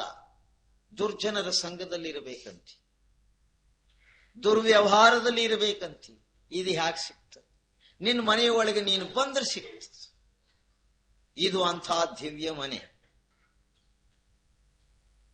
ಎನ್ನ ಕಾಲೇ ಕಂಬ, ಎನ್ನ ದೇಹವೇ ದೇಗುಲ, ಎನ್ನ ಶಿರವೇ ಹೊನ್ನ ಕಳಶವಯ್ಯ. ಬಸವಣ್ಣವರು ಆಡಿದ ಮಾತು. ಆ ಗುಡಿ ಈ ಗುಡಿ ಕಟ್ಕೊಂಡು ನಾನೇನು ಮಾಡ್ಲಿ? ಚೈತನ್ಯದ ಗುಡಿ ಇದು. ಇದನ್ನು ಎಲ್ಲಿಗೆ ಬೇಕಾದ್ರೂ ನಾವು ತಕೊಂಡು ಹೋಗಬಹುದು, ಎಲ್ಲಿ ಬೇಕಾದ್ರೂ ಕೂಡಿಸಬಹುದು. ನಾವು ಹೊರಗಡೆ ಕಟ್ಟಿರುವ ದೇವಸ್ಥಾನಗಳನ್ನೆಲ್ಲಾದ್ರೂ ತಕೊಂಡು ಹೋಗ್ಲಿಕ್ಕೆ ಬರ್ತದ? ಅಲ್ಲಿರೋ ವಿಗ್ರಹ ತಕೊಂಡು ಹೋಗಕ್ ಬರ್ತದ, ಒತ್ತು ನಮ್ಮನ್ನು ಪೊಲೀಸ್ ಸ್ಟೇಷನ್ಗೆ ಹಾಕಿ ಜೈಲಿಗೆ ಹಾಕಿಬಿಡ್ತಾರೆ. ಇದು ನೀನು ಎಲ್ಲಿಗೆ ಬೇಕಾದ್ರೂ ತಕೊಂಡು ಹೋಗು, ಎಲ್ಲಿ ಬೇಕಾದ್ರೂ ಕೂಡ್ತದೆ. ಇದ್ರೊಳಗಿರುವ ನಿನ್ನ ಸ್ವಾಮಿ ನಿನ್ನ ಜೊತೆಗೆ ತಿರುಗಾಡ್ತಾ ಇದ್ದಾನೆ, ಬಾ ನನ್ನ ಕಡೆಗೆ. ಅವನ ಕೂಗೇ ಅದು ಇರ್ತಕ್ಕಂತಹ ಆ ಪರಮಾತ್ಮನ ದಿವ್ಯವಾಣಿ, ಅದನ್ನೇ ನಾಮ ಅನ್ನೋದು. ಅದು ಧ್ವನಿ ರೂಪವಾಗಿಯೂ ಪ್ರಕಾಶ ರೂಪವಾಗಿಯೂ ನಿನ್ನನ್ನು ಯಾವಾಗ್ಯೂ ಜಾಗೃತ ಮಾಡ್ತಾ ಇದೆ. ಆದರೆ ಸ್ನೇಹ ಮಾಡಿಸ್ಕೊಡುವಂತಹ ಗುರು ಸಿಕ್ಕಿದರೆ ಆಗಲೇ ನಿನ್ನ ಜನ್ಮ ಜನ್ಮಾಂತರದ ಆಶಾರೂಪವಾದಂತಹ ಪಿಶಾಚಿ ಬಿಟ್ಟು ಹೋಗ್ತದೆ. ನೀನು ನಿರಾಶನಾಗಿ ಹೋಗ್ತಿ. ನಿರಾಶ ಅಂದ್ರೆ ಏನು? ತೃಪ್ತನಾಗಿ ಬಿಡ್ತೀನಿ, ನನಗಿನ್ನೇನು ಬೇಡಪ್ಪ. ಅದು ನಿರಾಶ ಸ್ಥಿತಿ. ನಾನು ಮನೆ ಬಿಟ್ಟೆ, ಅದು ತ್ಯಾಗ ಮಾಡಿದೆ, ಇದು ತ್ಯಾಗ ಮಾಡಿದೆ, ಬರೀ ನಾನು ಲಂಗೋಟಿ ಹಾಕೊಂಡೀನಿ, ಎಲ್ಲ ಬಿಟ್ಬಿಟ್ಟು. ಇದಲ್ಲ, ಇವೆಲ್ಲ ಇರ್ಲಿ, ಇವ್ಯಾವು ಬಿಡುವ ಕೆಲಸ ಇಲ್ಲ. ರಾಧಾಸ್ವಾಮಿಗಳು ರಾಜನಂತೆ ಡ್ರೆಸ್ ಹಾಕೊಂಡು ಕೂಡ್ತಿದ್ರು. ಅವಾಗ ಬೇಕಾದಷ್ಟು ಮಂದಿ ರಾಜರು ಮಹಾರಾಜರುಗಳಿದ್ರು. ಅವ್ರು ಎಲ್ಲರೂ ಅವ್ರ ಪಾದದ ಕೆಳಗೆ ಕೂತು ಅವ್ರ ದಿವ್ಯವಾಣಿಯನ್ನು ಕೇಳ್ತಾ ಅವ್ರ ಸೇವಾ ಮಾಡ್ತಿದ್ರು. ಅವ್ರದ್ದು ಇಲ್ಲಿ ಒಂದು ಫೋಟೋ ಇತ್ತು, ಏನ್ ಮಾಡಿದ್ರು ಏನು, ಇಲ್ಲಿ ಯಾವುದು ಉಳಿಯೋದಿಲ್ಲ. ಅದಕ್ಕೂ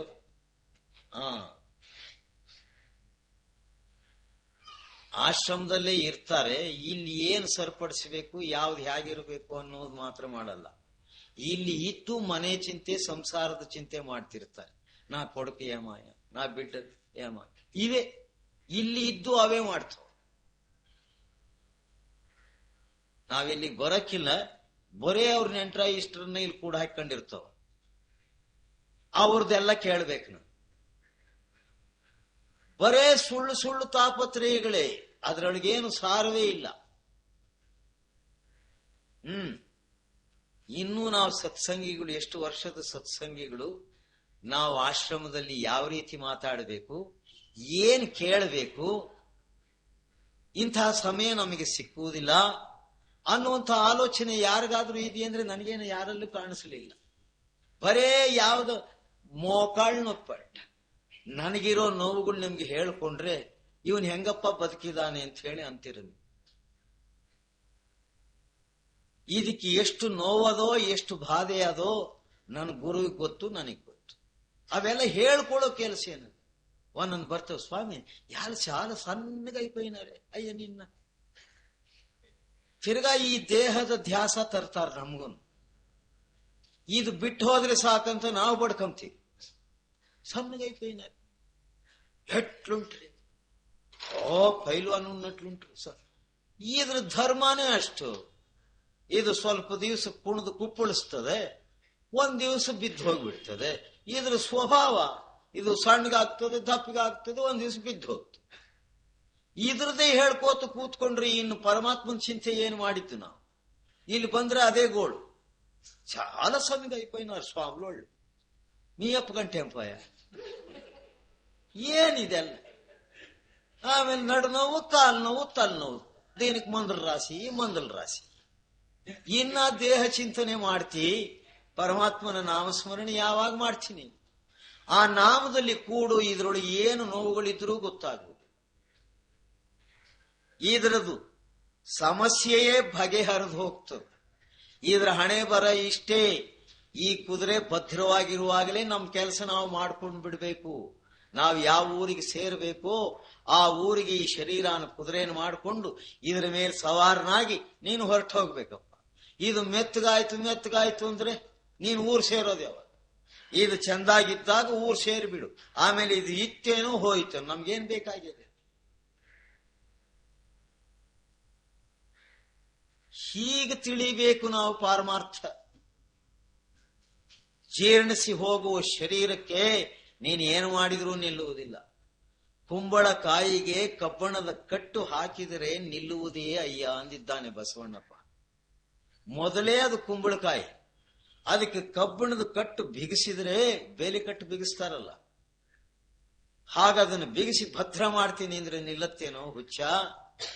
ಅದು ಒಳಗೇ ಕೊಳತು ಹೋಗುತ್ತಪ್ಪ, ನಿಲ್ಲದಿಲ್ಲ. ಇದು ಅಷ್ಟೇ.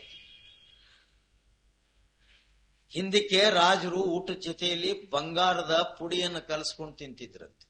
ನಾನು ಬಹಳ ಕಾಲ ಬದುಕಬೇಕು ಅಂತ. ನಮ್ಮಲ್ಲಿ ಒಬ್ಬ ರಾಜ ಇದ್ದ ಮೈಸೂರಿನೊಳಗೆ, ರಣಧೀರ ಕಂಠೀರವ ನರಸಿಂಹರಾಜ ಒಡೆಯರ್ ಅಂತ. ಅವನು ಹೈದರಾಬಾದ್ ಹೋಗಿ ಹೈದರಾಬಾದ್ ನೈಜಾಮನ್ನ ಆಸ್ಥಾನದಲ್ಲಿರುವಂತಹ ದೊಡ್ಡ ದೊಡ್ಡ ಪೈಲ್ವಾನರುಗಳನ್ನೆಲ್ಲ ಕುಸ್ತಿಯಲ್ಲಿ ಸೋಲಿಸಿ ಆ ಹೈದರಾಬಾದ್ ನಮ್ಮ ಕರ್ನಾಟಕಕ್ಕೆ ಸೇರಿಸಿಬಿಟ್ಟಿದ್ದ. ಇವಾಗಿಯೂ ಅವನು ಬಿಟ್ಟು ಹೋಗಿರೋ ಸಾಮಾನುಗಳಿದೆ ಅಲ್ಲಿ, ಅದೆಲ್ಲ ನೀವು ನೋಡಿದ್ದೀರೋ ಇಲ್ಲೋ. ಕಲ್ಲಿನ ಮಂಚದ ಮೇಲೆ ಮಲಗುತ್ತಿದ್ದ. ಅವನಿಗೆ ಸಾಧಾರಣವಾದ ಮಂಚ ಹಾಕಿದ್ರೆ ಮುರಿದೋಗೋದು. ಕಲ್ಲಿನ ಮಂಚ, ಕಲ್ಲಿನ ಗದೆಗಳು ಅವನು ವ್ಯಾಯಾಮ ಮಾಡುವುದಕ್ಕೆ.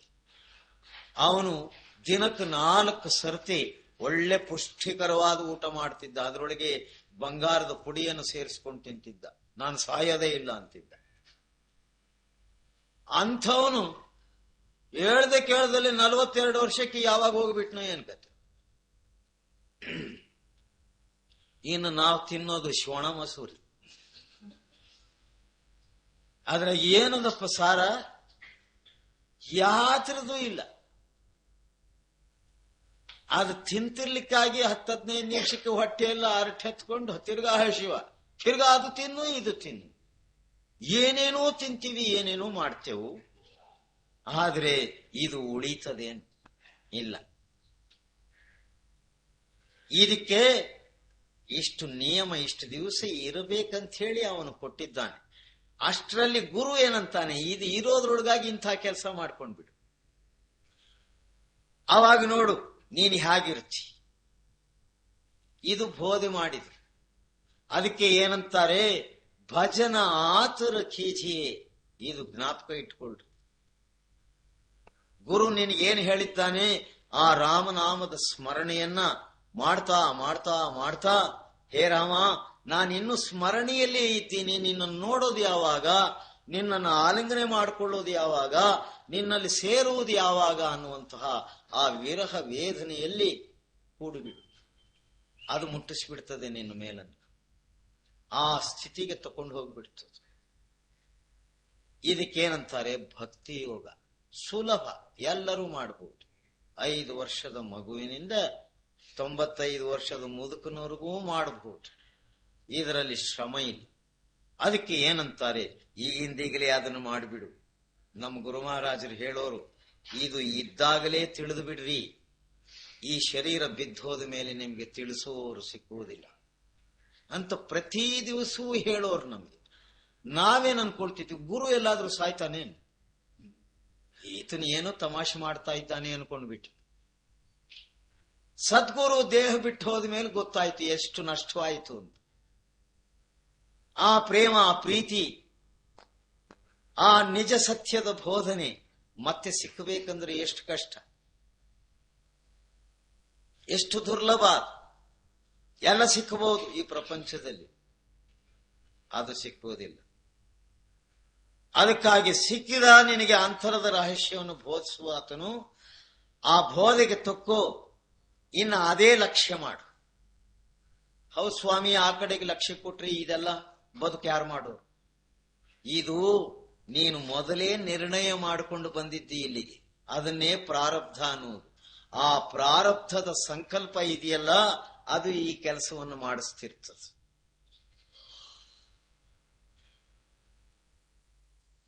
ಅದು ನೀನೇನು ಮಾಡ್ತಿ ಅದೇ ಮಾಡಿಸ್ತಿರ್ತದೆ. ಇದು ನಡೀತಿರ್ತದೆ, ಅದು ನಡೀತಿರ್ತದೆ. ಕಬೀರರು ಮಾಡ್ಲಿಲ್ವೇನ್? ಬಟ್ಟೆ ನೇಯ್ತಿದ್ದಾತ. ಬಟ್ಟೆ ನೇಯುವಾಗಲೂ ಕೂಡ ಆ ನೇಯ್ಗೆಯ ಯಂತ್ರದ ಶಬ್ದವನ್ನು ಕೇಳ್ತಾ ಕೇಳ್ತಾ ಕೇಳ್ತಾ ಆ ರಾಮನಾಮದಲ್ಲಿ ಕೂಡು ಬಿಡ್ತಿದ್ದ. ಆತನೊಂದು ಕಡೆಗೆ ಹೇಳ್ತಾನೆ, ಯಾವ ಶಬ್ದವಾದ್ರೂ ಪರವಾಗಿಲ್ಲ, ಸುಮ್ಮನೆ ಅದನ್ನು ಕೇಳ್ತಾ ನಿನ್ನ ಕೆಲಸ ನೀನು ಮಾಡು. ದಶವಿಧ ನಾದಗಳಾಗಲಿ, ಸಾರವುಳ್ಳ ನಾದವಾಗಲಿ, ಯಾವುದೇ ಒಂದು ನಾದ ಕೋಗಿಲೆ ಕೂಗ್ತಿರ್ತದೆ, ಆ ಕೂಗನ್ನು ಕೇಳ್ತಾ ಕೇಳ್ತಾ ಕಣ್ಣು ಮುಚ್ಕೊಂಡು ಕೂತು. ಕೋಳಿ ಕೂಗ್ತಿರ್ತದೆ, ಆ ಧ್ವನಿಯನ್ನು ಕೇಳ್ತಾ ಕಣ್ಣು ಮುಚ್ಚಿಕೊಂಡು ಆ ಧ್ವನಿಯ ಕಡೆಗೆ ನಿನ್ನ ಲಕ್ಷ್ಯ ಕೊಡು. ನಿನ್ನ ಅಂತರದಲ್ಲಿ ಆ ಸಾರ ಶಬ್ದ ಪ್ರಕಟವಾಗದೆ ಹೋದ್ರೆ ಸಭೆಯಲ್ಲಿ ನಮ್ಮನ್ನು ಕೈ ಹಿಡಿದು ಕೇಳು, ಒತ್ತು ಬಿಡು. ಇದು ಮಾಡಿದ್ದೀರಾ ನೀವು ಯಾವಾಗ್ಲಾದ್ರು? ಅದನ್ನು ಬೈತೇವೆ. ಈ ಹಾಳು ನನ್ನ ಮಗಂದು ಕೋಳಿ 4 ಗಂಟೆಗೆ ಕೂಗ್ತು. ಎಂಥ ನಿದ್ರೆ, ಎಷ್ಟು ಸುಖವಾಗಿ ಮಲಗಿದ್ದೀನಿ, ಇದು ನೋಡಿ ಎಬ್ಸೋದು ಅಂತ ಬೈತೇವು. ಎಷ್ಟೋ ಅಜ್ಞಾನ. ಅದು ಎಂಥ ವೇಳೆ, ಆ ವೇಳೆಯಲ್ಲಿ ಎದ್ದವನು ಭಾಗ್ಯ ಉದಯವಾಗ್ತದೆ.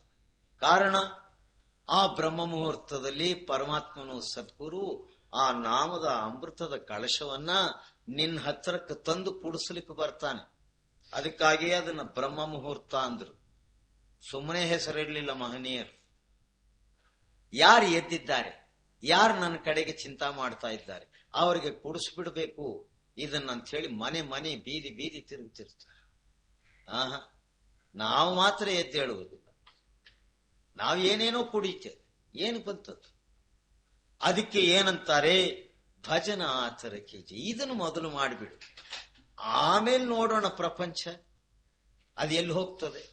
ಗುರು ಹೇಳಿರುವುದು ನಿನಗೆ 2 ಗಂಟೆ ಹೊತ್ತು. ಆ 2 ಗಂಟೆಯನ್ನು ಗುರುವಿನ ಆಜ್ಞೆಗೆ ಸಮರ್ಪಣೆ ಮಾಡು. ಇನ್ನು 22 ಗಂಟೆ ಉಳಿಸೋದಲ್ಲ ನಿನಗೆ.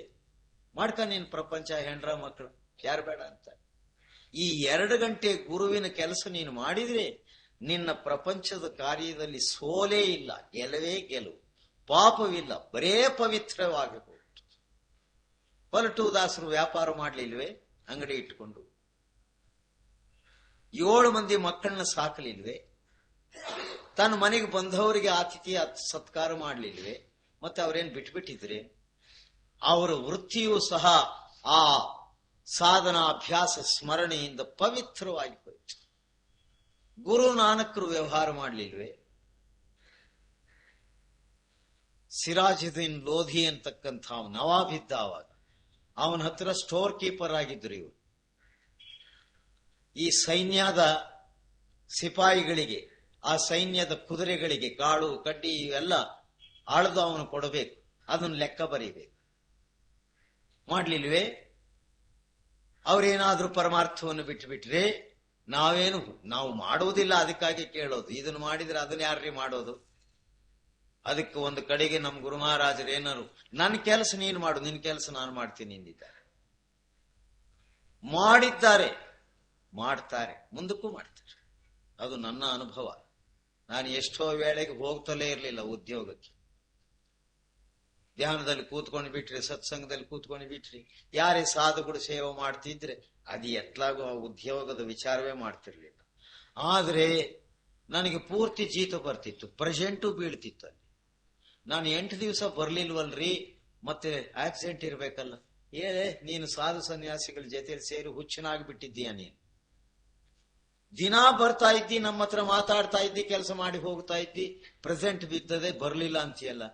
ನೀನ್ ಕೆಟ್ಟ ಹೋಗ್ಬಿಟ್ಟೆ, ಮದುವೆ ಮಾಡ್ಕೊಳ ಅನ್ನೋರು ನಮ್ಮ ಮ್ಯಾನೇಜರ್. ಮದುವೆ ಮಾಡ್ಕೊಂಡು ಗೃಹಸ್ಥನಾಗ ಸಾಧುಗಳ ಜೊತೆ ತೀರಿ ಕೆಟ್ಟ ಹೋಗ್ಬೇಡ ಅನ್ನೋರು. ಮತ್ತೆ ಯಾರು ಮಾಡಿದ್ರು ಆ ಕೆಲಸ? ಸದ್ಗುರುವೇ. ಇದು ನಮ್ಮ ಜೀವನದಲ್ಲಿ ಪ್ರತಿನಿತ್ಯವೂ ನಡೀತಿರ್ತದೆ. ಹಾಗೆ ಪ್ರತ್ಯಕ್ಷ ಪ್ರಮಾಣವಾಗಿ ಇರುವುದಕ್ಕೆ ನೀನು ಬಿಟ್ಟು ಸುಳ್ಳಾದಂತಹ ಜಗತ್ತನ್ನು ನಂಬಿ ನೀನು ಯಾಕೆ ಮತ್ತೆ ಜನ್ಮ ಮರಣದಲ್ಲಿ ಬರ್ತಿ? ಅದಕ್ಕಾಗಿ ಭಜನೆ ಮಾಡ್ಬಿಡಪ್ಪ ಬೇಗ ಬೇಗ. ಅವ್ರ ಬಾತ್ ತೇರ್. ಇನ್ನು ಉಳಿದಿದ್ದಿದೆಯಲ್ಲ ಅದನ್ನ ನಾಳೆಗೆ ಅನ್ನು. ಇದನ್ನು ಮಾತ್ರ ಮೊದಲು ಮಾಡಿಬಿಡು.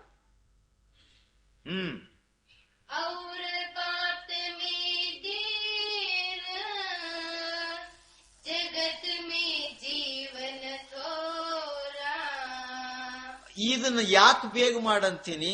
ನಿನ್ನ ಜೀವನದಕ್ಕೆ ಗ್ಯಾರಂಟಿಯೇ ಇಲ್ಲ. ಯಾವಾಗ ಹೋಗ್ಬಿಡ್ತೀಯೋ ಏನ್ ಕಥೆಯೋ. ಚಂದಾಗಿ ಉಂಡು ತಿಂದು ಹೆಂಡ್ರ ಹತ್ರ ಎಲ್ಲಡಿಕೆ ಹಾಕೊಂಡು ಮಾತಾಡ್ತಿರ್ತಾನ, ನಂಗೆ ಆಲ್ಟ್ ಬೈ ಇವ್ರು ಅಂದು ಬಿಡ್ತಾರೆ. ಹೆಂಗ್ ಹೋಗ್ಬಿಟ್ಟು ನಾವು ಗೊತ್ತೇ ಇಲ್ಲ. ಒಂದೊಂದು ಉದ್ಯೋಗ ಮಾಡ್ತಾ ಮಾಡ್ತಾ ಸತ್ತು ಹೋಗ್ಬಿಡ್ತು. ಲಾಲ್ ಬಹದ್ದೂರ್ ಶಾಸ್ತ್ರಿ ಟಾಷ್ಕೆಂಟ್ಗೆ ಹೋದ. ಅವನು ಹೋಗುವ 1 ತಿಂಗಳು ಮುಂದೆ ಅದು ಪೇಪರ್ನಲ್ಲಿ ನಾನು ಓದ್ತಾ ಇದ್ದೆ. ಹೋಗ್ತಾರೆ ಇವರು, ಇಂಥ ಪ್ರಯಾಣ ಇಟ್ಕೊಂಡಿದ್ದಾರೆ.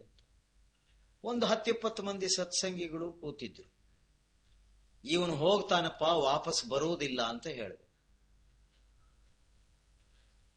ಏನ್ರಪ್ಪ ಹೀಗೆ ಹೇಳ್ತೀರ? ಹೌದಯ್ಯ, ಇವಂದು ಆಗೋಯ್ತು. ಇವನು ಹೋಗಬಾರ್ದಿದೆ, ಇವನು ಹೋಗ್ತಾನೆ ಮತ್ತು ವಾಪಸ್ ಬರೋದಿಲ್ಲ. ಮತ್ತೆ ಅವನು ಹೆಣವಾಗಿ ಬಂಧನೆ ಆಗಲಿ, ಲಾಲ್ ಬಹದ್ದೂರ್ ಶಾಸ್ತ್ರಿ ಆಗಿ ಬಂಧನೆ ಇಲ್ಲ. ಇದನ್ನ ನಾವು ಪ್ರತಿ ದಿವಸ ನಮ್ಮ ದೃಷ್ಟಿಯ ಮುಂದೆ ಇಟ್ಕೊಂಡ್ರೆ ಈ ಸಮಸ್ಯೆಯನ್ನ, ನಮ್ಮ ಜೀವನ ಶಾಶ್ವತ ಅಲ್ಲ ಅನ್ನೋದು ಗೊತ್ತಾಗ್ತದೆ. ಅದಕ್ಕೆ ಏನಂತಾರೆ ರಾಧಾಸ್ವಾಮಿಗಳು, ಒಂದು ಕಡೆಗೆ ಒಂದು ಗುರುವಿನ ಆಜ್ಞೆಗೆ ತಕೋ, ಒಂದು ಮರಣದ ಭಯವನ್ನು ಇರಿಸ್ಕೊ, ಪಾರಮಾರ್ಥ ಆಗ್ತದೆ ಅಂದ್ರು. ನಮಗೆ ಎಲ್ಲೆದೆ మరణದ భయనే ಇಲ್ಲ. మా ఎదుటే చేస్తూ ఉంటాడు ఒకడు, వానికి ఏదో వచ్చిండే వాడు పాయరా, నేను పోతాను, ఎక్కడైనా ఉందేమి, నేను చిరంజీవి ಅಂತಿರ್ತಾನೆ. ಅಲ್ಲ, ಎಂತೆಂಥವ್ರು ಹೋಗ್ಬಿಟ್ರು, ಎಂತೆಂಥ ಧೀರರು ಹೋಗ್ಬಿಟ್ರು. ಕಾರ್ತ್ಯವೀರ್ಯಾರ್ಜುನನಿಗಿಂತಲೂ ವೀರಪುರುಷನು, ತಪಸ್ವಿಯು, ಜ್ಞಾನಿಯು ಯಾವಾಗ ಹುಟ್ಟಿದ್ದಾನೆ, ಇನ್ನು ಹುಟ್ಟುವುದೇ ಇಲ್ಲ ಅಂಥವನು. ಮತ್ತೆ ಅವನು ಏನಾಗಿ ಹೋದ, ಒಂದು ಕ್ಷಣದಲ್ಲಿ ಮಣ್ಣಲ್ಲಿ ಮಣ್ಣಾಗಿ ಸೇರ್ಬಿಟ್ಟ. ನಾವೆಲ್ಲ ಏನ್ ಲೆಕ್ಕ?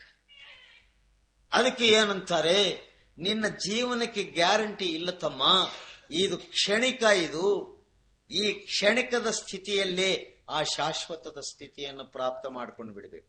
ಅದಕ್ಕಾಗಿ ನೀನು ಆ ಪರಮಾತ್ಮನ ನಾಮದಲ್ಲಿ ಕೂಡಿಬಿಟ್ಟು, ನನ್ನಲ್ಲಿ ಅದೇ ಸರ್ಪು ಇರೋದು, ನೀನು ಇನ್ನೊಂದು ಕೇಳಬೇಡ, ಇಲ್ಲಿ ಇದು ಬೇಕಾದ್ರೆ ತಕೋ, ಪ್ರಪಂಚದ್ದು ಕೇಳಿದ್ರೆ ಇಲ್ಲಿ ಸಿಕ್ಕಲ್ಲ, ಇದು ತಿಳಿದು ಬಿಡುವಂತ. ಮತ್ತೆ ಸದ್ಗುರುವಿನಲ್ಲಿ ಹೋಗಿ ನಾವು ಈ ಪ್ರಪಂಚತೆ ಹೊಲಸು ಮುಂದೆ ಹಾಕಿದ್ರೆ ಅವನೇನ್ ಮಾಡ್ತಾನೆ? ಅಯ್ಯೋ ಪಾಪ, ದೌರ್ಭಾಗ್ಯರು, ಇವರಿಗೆ ಎಷ್ಟು ಹೇಳಿದ್ರು ತಿಳಿಯುವುದಿಲ್ಲ ಅಂದು ಏನೇ ಒಂದು. ಯಾಕೆಂದ್ರೆ ಇವ್ರ ಮಾತು ಸುಳ್ಳು, ಪ್ರಪಂಚ ಸುಳ್ಳು, ಆತನೋ ಎರಡು ಸುಳ್ಳು ಹೇಳಿ ಹೋಗ್ಬಿಡ್ತಾರೆ ಅಷ್ಟೇ. ಇಲ್ಲದ್ರೆ ಅವನ ಪಾರಮಾರ್ಥ ಹಾಳಾಗಿ ಹೋಗ್ತದೆ. ನಮ್ಮ ಗುಣಗಳೆಂಥವು, ಪ್ರತಿ ಕ್ಷಣ ಕಾಮದಲ್ಲಿ ಸಾಯ್ತೇವೆ. ಅದು ಪ್ರೇಮವಾಗಿದ್ದಾಗ ಎಷ್ಟು ಶುದ್ಧವಾಗಿತ್ತು, ಅದನ್ನು ತಕೊಂಡು ಬಂದು ದುರ್ಗುಣಗಳ ಸಂಗತದಲ್ಲಿ ಸೇರಿಸಿ ಕಾಮ ಮಾಡ್ಕೊಂಡು ಬಿಟ್ವಿ.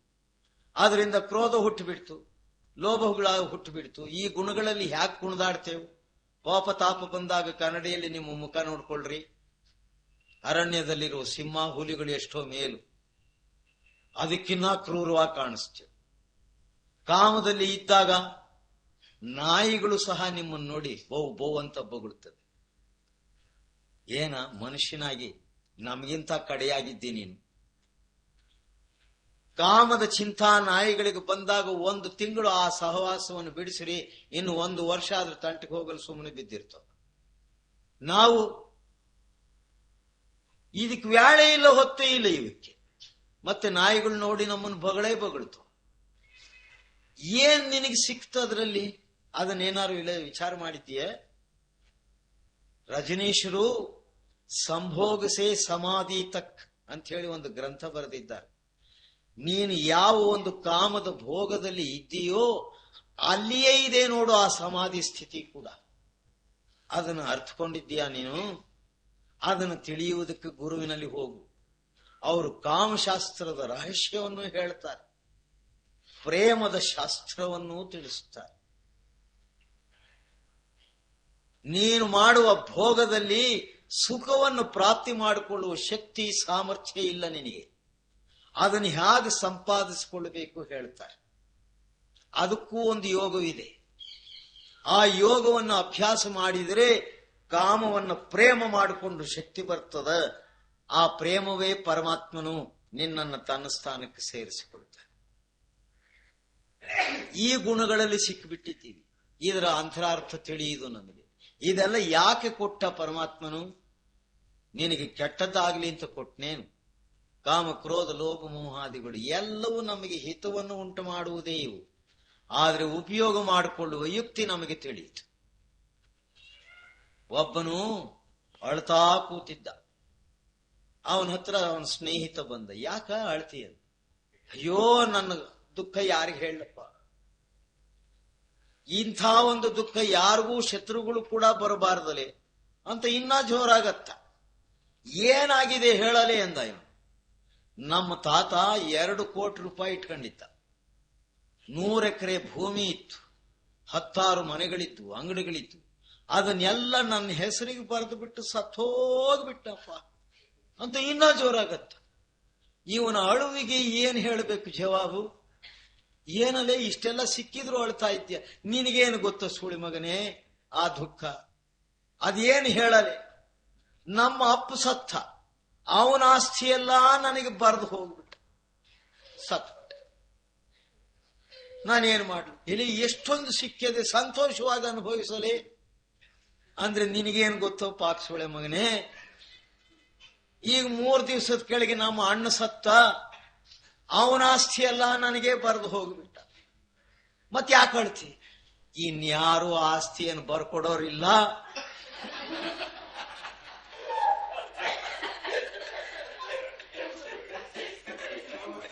ಅದಕ್ಕಾಗಿ ಅಳ್ತೀರಪ್ಪ. ಎಂಥ ದುರಾಶೆ, ಎಂಥ ಲೋಭ, ಇದ್ರಾಗ ಬಿತ್ತು ಹೊರಲಾಡ್ತೀವಿ. ನಮ್ಗ ರಾಮನೂ ಸಿಕ್ಬೇಕಂತ. ಅದೇನು ಈ ಹುಣಸೆ ಮರದಾಗ ಹುಣಸೆಕಾಯಿ ಕಾದಂಗೇನು?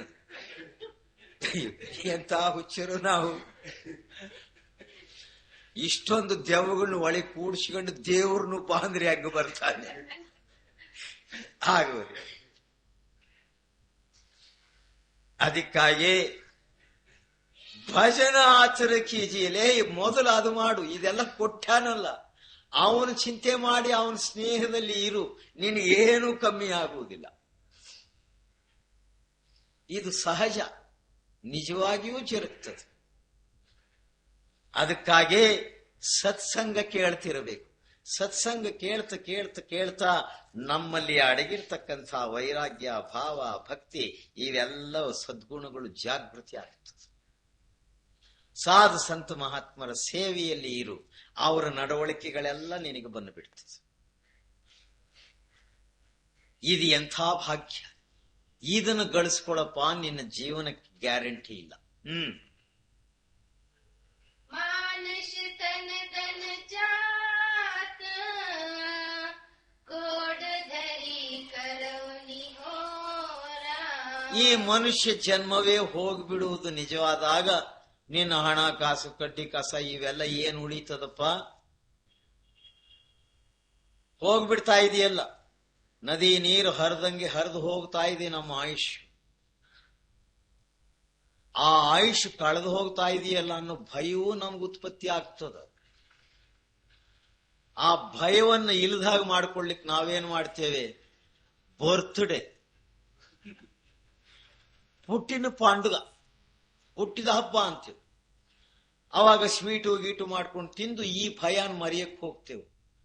ಅದ್ಲೇ ನೀನ್ ಹಿಂಗ ಮಾಡಿದ್ರೆ ನಾನು ಬಿಡ್ತೀನೇನು ಅಂದು ಅದು ನಮಗೆ ಬೆದರಿಸ್ತಲೇ ಇರ್ತದೆ. ಅದಕ್ಕಾಗಿ ಬಂಧು ಬಳಗನೆಲ್ಲ ಕೂಡ ಹಾಕಿಕೊಳ್ಳೋದು. ಹಬ್ಬ, ವ್ರತ ಇವೆಲ್ಲ ಯಾಕೆ ಮಾಡ್ತೀವಿ ಅಂದ್ರೆ ಈ ಮರಣದ ಭಯಾನ ಹೋಗಲಾಡಿಸ್ಕೊಳ್ಳಿಕ್ಕೆ. ಇವೆಲ್ಲ ಮರಣದಲ್ಲೇ ಸಿಕ್ಕೇವೆ, ಅವುಗಳನ್ನ ಕೂಡಿಸ್ಕೊಂಡ್ರೆ ಇದು ಬಿಡಿಸ್ತದೆ, ಇನ್ನು ಹೆಚ್ಚಾಗ್ತದೆ.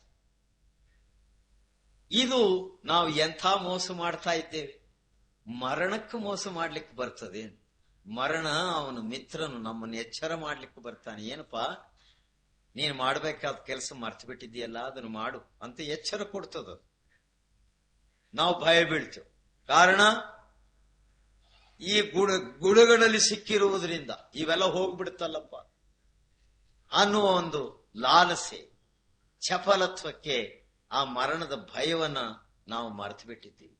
ಅದಕ್ಕಾಗಿ ಮರಣದ ಭಯವನ್ನು ಮುಂದೆ ಇಟ್ಟುಕೋ, ಗುರುವಿನ ಆಜ್ಞೆಗೆ ಸ್ವೀಕಾರ ಮಾಡು.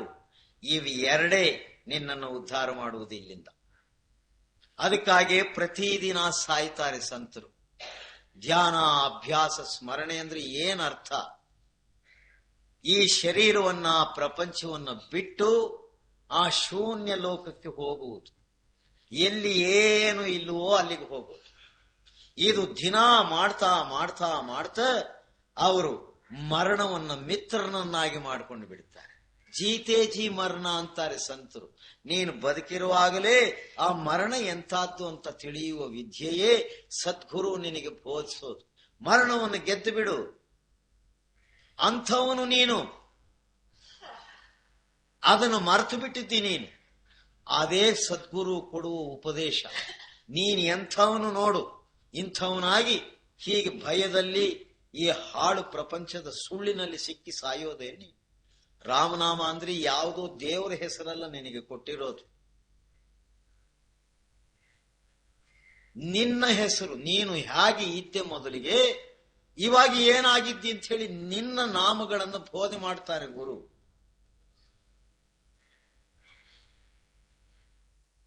ಇವಾಗಿಟ್ಟಿರೋ ಹೆಸರುಗಳೆಲ್ಲ ಬರೀ ಸುಳ್ಳು. ಈ ಹೆಸರಿನವನು ಅಲ್ಲ ನೀನು. ಅಲಕ್ಷ್ಯ, ಅನಾಮಿ, ಅಗಮ್ಯನು ನೀನು. ಪರಂಜ್ಯೋತಿ ಸ್ವರೂಪನು ನೀನು. ಓಂಕಾರ ಧ್ವನಿಯು ನೀನೇ. ಎಲ್ಲತ್ರಲ್ಲಿಯೂ ಇರುವಾತನು ನೀನೆ. ಅಂದ್ರೆ ನಿನ್ನ ಶಕ್ತಿ ಎಷ್ಟು ದೊಡ್ಡದಾಯ್ತು, ನೀನು ಎಂಥವನಾದೆ. ಆದ್ರೆ ಹೇಗಿದ್ದಿ, ಏನಾಗ ಹೋಗ್ಬಿಟ್ಟೆ ನೀನು. ಈ ಪ್ರಪಂಚದವರು ಸ್ನೇಹ ಮಾಡಿ ಇವರಿಟ್ಟ ಹೆಸರುಗಳಿಂದ, ಇವರು ನೀ ತೋರಿಸಿದ ವ್ಯವಹಾರಗಳಿಂದ ನೀನು ಹೇಗಿದ್ದವನು ಹೇಗಾಗ್ಬಿಟ್ಟೆಲೆ. ಎಚ್ಚರವಾಗು ಅಂತ ಹೇಳಿ ಎಬ್ಬಿಸೋನು ಯಾರಪ್ಪ? ನಿನ್ನ ಬಂಧು ಬಳಗ, ತಂದೆ ತಾಯಿಗಳು ಎಬ್ಬಿಸ್ತಾರೇನು? ಇಲ್ಲ, ಇವರೆಲ್ಲ ಕಳ್ಳರು. ನಿನ್ನನ್ನು ಯಾಕೆ ಪ್ರೇಮ ಪ್ರೀತಿಯಿಂದ ಸಾಕ್ತಾರೆ? ಇವನು ನಾಳೆ ನಮಗೆ ದುಡಿತಾನೆ ಅಂತ. ಈ ರೈತರ ಮನೆಗಳಲ್ಲಿ ಈ ಆಕಳುಗಳಿಗೆ ಹೋರಿ ಕರುಗಳು ಹುಟ್ಟಿರ್ತವೆ. ಅದಕ್ಕೆ ಅವನು ಆ ರೈತ ಬೆಲ್ಲ, ಗೋಧಿ ಹಿಟ್ಟು ಇವೆಲ್ಲ ಕಲಸಿ, ಪಪ್ಪು ಇವೆಲ್ಲ ಹಾಕಿ ಒಳ್ಳೆ ಊಟ ಇಡ್ತಿರ್ತಾನೆ. ನಾವು ನೋಡಿದವ್ರು ಎಷ್ಟು ಪ್ರೇಮದಿಂದ ಸಾಕ್ತಾ ಇದ್ದಾನಪ್ಪ ಇವನು ಅಂತ. ಅವನು ಕೇಳ್ರಿ, ఇప్పుడు దీని బాగా పెంచితే కదా స్వామి రేపు నాకు దుడిసేది. ఈ ఊరు అష్టే. ನಾವು మా అప్ప ఎంత ప్రేమం చేస్తాడు, అడిగితే 10 అడిగితే 20 ఇస్తాడ్రా. ಯಾಕೆ? ನಾಳೆ ನೀನ್ ದುಡಿತಿ ಅನ್ನುವ ಮಮಕಾರ, ಸ್ವಾರ್ಥ. ಮತ್ತೆ ಹೆಂಡ್ರು ಯಾಕೆ ದಿನ ಅಡಿಗೆ ಮಾಡಿ ಹಾಕ್ತಾಳೆ ನಿನಗೆ, ಅದು ಸ್ವಾರ್ಥ. ನೀನು ಸಂಜೆ ಬರುವಾಗ 5 ರೂಪಾಯಿ ಹೂವಿಗೆ 10 ರೂಪಾಯಿ ತರ್ತೀನಿ ನೀನು ಹೆಂಡ್ರಿ. ಯಾಕೆ? ನಿನ್ನ ಸ್ವಾರ್ಥ. ಇಬ್ಬರಿಗೂ ಗೊತ್ತು ಕಳ್ತನ. ನಾನು ನಿನಗೆ ಮೋಸ ಮಾಡ್ತಾ ಇದ್ದೀನಿ, ನೀನು ನನಗೆ ಮೋಸ ಮಾಡ್ತಾ ಇದ್ದೀನಿ, ಅದು ಇಬ್ಬರಿಗೂ ಗೊತ್ತು. ಈ ನಾಟಕ ಆಡ್ಕೋತ ಆಡ್ಕೋತ ಸತ್ತೇ ಬಿಡ್ತೇವೆ, ಗೊತ್ತಿದ್ದು ಸಾಯ್ತೇವೆ. ತಿಳ್ಕೊಂಡು ಸಾಯಿರಲ್ಲ ಅಂತಾರೆ ಸದ್ಗುರುಗಳು, ಅಷ್ಟೇ, ಇನ್ನೇನು ಬೇರೆ ಹೇಳುವುದು. कांचे महल के बीच पवन एक पंछी रहता. ನೀನು ಇರುವುದು ಗಾಜಿನ ಮನೆಯಲ್ಲಿ. ಯಾವಾಗ ಇದು ಒಡೆದು ಹೋಗ್ತದೋ, ಇದರೊಳಗೆ ಒಂದು ಪಕ್ಷಿ ಕೂತಿದೆ. ನಮ್ಮ ಗುರು ಮಹಾರಾಜರು ಒಂದು ಕೀರ್ತನೆ ಮಾಡಿದ್ದಾರೆ, ಕೂಗುತ್ತಾದೋ ಕೋಳಿ ಕೂಗುತ್ತಾದೋ ಅಂತ ಒಂದು ಕೀರ್ತನೆ ಮಾಡಿದ್ದಾರೆ. ಈ ಭ್ರೂಮಧ್ಯ ಸ್ಥಾನದಲ್ಲಿ ಆ ನಾದ ನಡೀತಾ ಇದೆ, ಅದನ್ನು ನೀನು ಕೇಳು, ಅದರೊಳಗೆ ಸೇರು ಅಂತ ಹೇಳಿ ಒಂದು ಕೀರ್ತನೆಯೇ ಮಾಡಿದ್ದಾರೆ. ಹಾಗೆ ಇದು ಒಂದು ಗಾಜಿನ ಶರೀರ, ಇದಕ್ಕೆ ಅಪಾಯ ಹೆಚ್ಚು. ಯಾವಾಗ ಬಿದ್ದು ಹೋಗ್ತದೋ ಏನೋ, ಒಡೆದು ಹೋಗ್ತದೋ ಏನೋ. ಇದು ಬಿದ್ದು ಹೋಗುವುದಕ್ಕೆ ಸಿದ್ಧವಾದಾಗ ನಿನ್ನ ಒಳಗಿರುವಂತಹ, ನಿನ್ನ ಪ್ರಾಣಕ್ಕೆ ಆಧಾರ ಕೊಡುವ ಶಕ್ತಿ, ಆ ನಾಮ, ಆ ಧ್ವನಿ, ಅದು ಹಾರೋಗ್ಬಿಡ್ತದೆ. ಅದು ಹೋದ ಮೇಲೆ ನೀನೆಲ್ಲಿಗೆ ಹೋಗ್ತೀಯಪ್ಪ?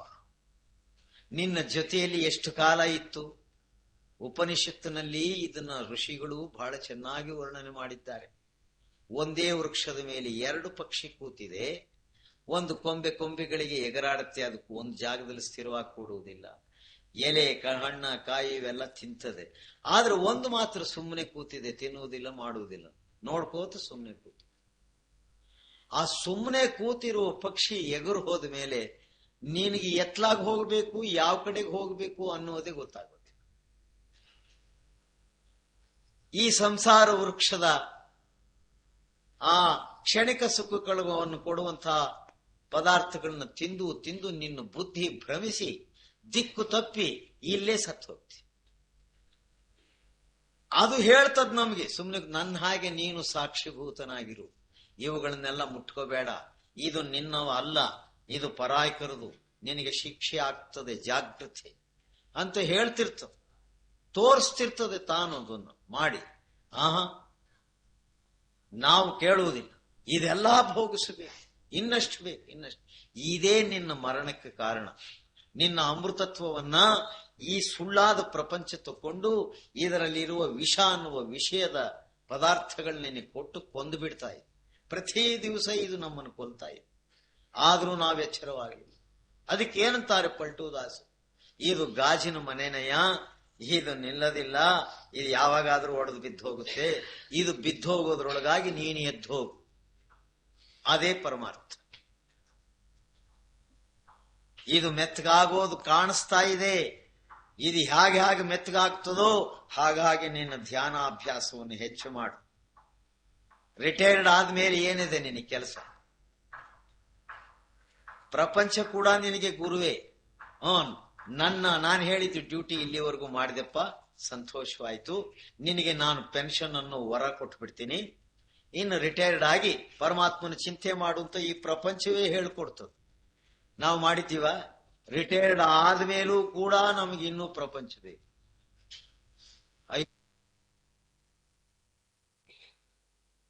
ಇದನ್ನು ನಾವು ಅರ್ಥಕೊಳ್ಳಾರದೆ ನೀನು ಎಲ್ಲೆಲ್ಲಿ ತಿರುಗು, ಯಾರ್ಯಾರದ್ದೇ ಕೇಳು, ಲಾಭವಿಲ್ಲ. ನಿನಗೆ ಇದು ಈ ಆಸಕ್ತಿ ಹತ್ತಿರಬೇಕು.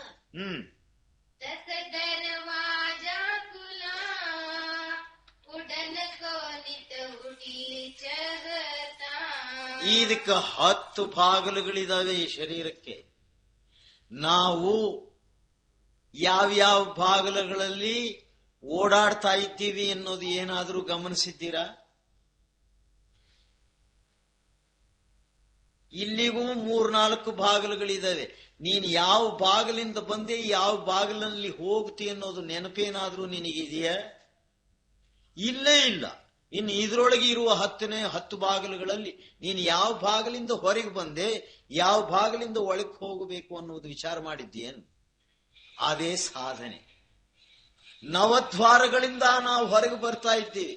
ನಮಗೆ ನವದ್ವಾರಗಳು ಯಾವ ಸ್ವಾಮಿ ಅನ್ನೋಟುಂದೆ ಅದಕ್ಕೆ ಯಾವ ಚೆಪ್ಪಂಡಿ ಅಂತೇಳಿ ಚಿಕ್ಕ ಸೊಳೆ ಮಕ್ಕಳು ನಾವು. ನಮಗೆ ಈ ದ್ವಾರಗಳೇ ಮರ್ತು ಹೋಗ್ಬಿಟ್ಟದವ. ಯಾಕೆಂದ್ರೆ ಹೋಗ್ಬಿಟ್ಟಿದ್ದೀವಿ ಮನೆ ಬಿಟ್ಟು, ಪರಾಯಕರ ಮನೆಯಲ್ಲಿ ಬಿತ್ತಿದ್ದೀವಿ, ಜೈಲು. ಮತ್ತೆ ಇವನಿಗೇನ್ ಗೊತ್ತು ಯಾವ ದ್ವಾರದಿಂದ ಹೊರಗೆ ಹೋದೆ? ಗುರು ಏನಂತಾನೆ, ನವದ್ವಾರಗಳಿಂದ ಹೊರಗೆ ಹೋಗ್ತಿ. ನವಧರ ತ್ರಾಕೆ ತಸ್ಮೀರ್ ಹಾಯೇ ಉತ್ತೇ ಅನಹದ ಶಬ್ದ ಸುನಾವಣಿಯ. ಮಹಾತ್ಮರು ಏನಂತಾರೆ, ನವದ್ವಾರಗಳಿಂದ ಹೊರಗೆ ಹೋಗಿದ್ದಿ, ಇವಾಗ ಒಳಗೆ ಬಂದು ಎಲ್ಲ ಮುಚ್ಕೊಂಡು ಬಿಡು, ಬಂದ್ ಮಾಡ್ಕೊಂಡು ಬಿಡಿದನ್ನ. ಇವೆಲ್ಲ ಬಂದಾದ್ರೆ ಇಲ್ಲಿರ್ತಕ್ಕಂತ ಮೋಕ್ಷದ ದ್ವಾರ, ಆ 10ನೇ ದ್ವಾರ ಬಾಗಿಲು ತೆಕ್ಕೊಡ್ತದೆ. ನೀನು ಯಜಮಾನ ಈ ಮನೆಗೆ, ನೀನು ಅಲ್ಲಿಗೆ ಬಂದಿದ್ದಿ ಅಂದ್ರೆ ಬಾಗಿಲು ತೆಗೀತದ. ಅಲ್ಲಿ ಯಾರು ತೆಗಿತಾರ ಬಾಗಿಲು? ಸದ್ಗುರು ನಿನಗಾಗಿ ಬಾಗಿಲು ತೆಗೀತಾನ. ಬಾ, ಎಲ್ಲ ಮುಗಿಸ್ಕೊಂಡು ಬಂದ್ಬಿಟ್ಟು ಎಲ್ಲ ಬೇಗ ಬೇಗ, ಬಹಳ ಸಂತೋಷ, ಹೋಗೋಣ ನಡಿಯಪ್ಪ, ಇನ್ನು ಇಲ್ಲಿ ಇರೋದಲ್ಲ ಅಂದು ನಿನ್ನನ್ನು ಕರೀಲಿಕ್ಕೆ ಬಾಗಿಲು ತೆಗೀತ. ಆ ಬಾಗಿಲಲ್ಲಿ ಹೋದರೆ ಇನ್ನು ಮತ್ತೆ ಈ ಕಡೆಗೆ ಓಡಾಟ ಇರುವುದಿಲ್ಲ. ಶಾಂತನಾಗಿ ಆನಂದವಾಗಿ ಸುಖವಾಗಿ ನೀನಿರ್ತಿ. ಇದಕ್ಕೆ ಸದ್ಗುರು ಎಷ್ಟು ಸಹಾಯ ಕೊಡ್ತಾನೆ, ಎಂಥ ರಹಸ್ಯಗಳನ್ನು ತಿಳಿಸಿ ನಮಗೆ ಬೋಧೆ ಕೊಟ್ಟಿದ್ದಾನೆ. ಇದನ್ನ ಅನುಭವದಲ್ಲಿ ತಂದುಕೊಳ್ಳುವುದಕ್ಕೆ ಇನ್ನು ಉಳಿದಷ್ಟು ಕಾಲ ಜೀವನ ಇದಕ್ಕೂ ಉಪಯೋಗಿಸ್ರಿ. ಆಯ್ತು, ಪ್ರಪಂಚ ಮಾಡಿತ್ತು.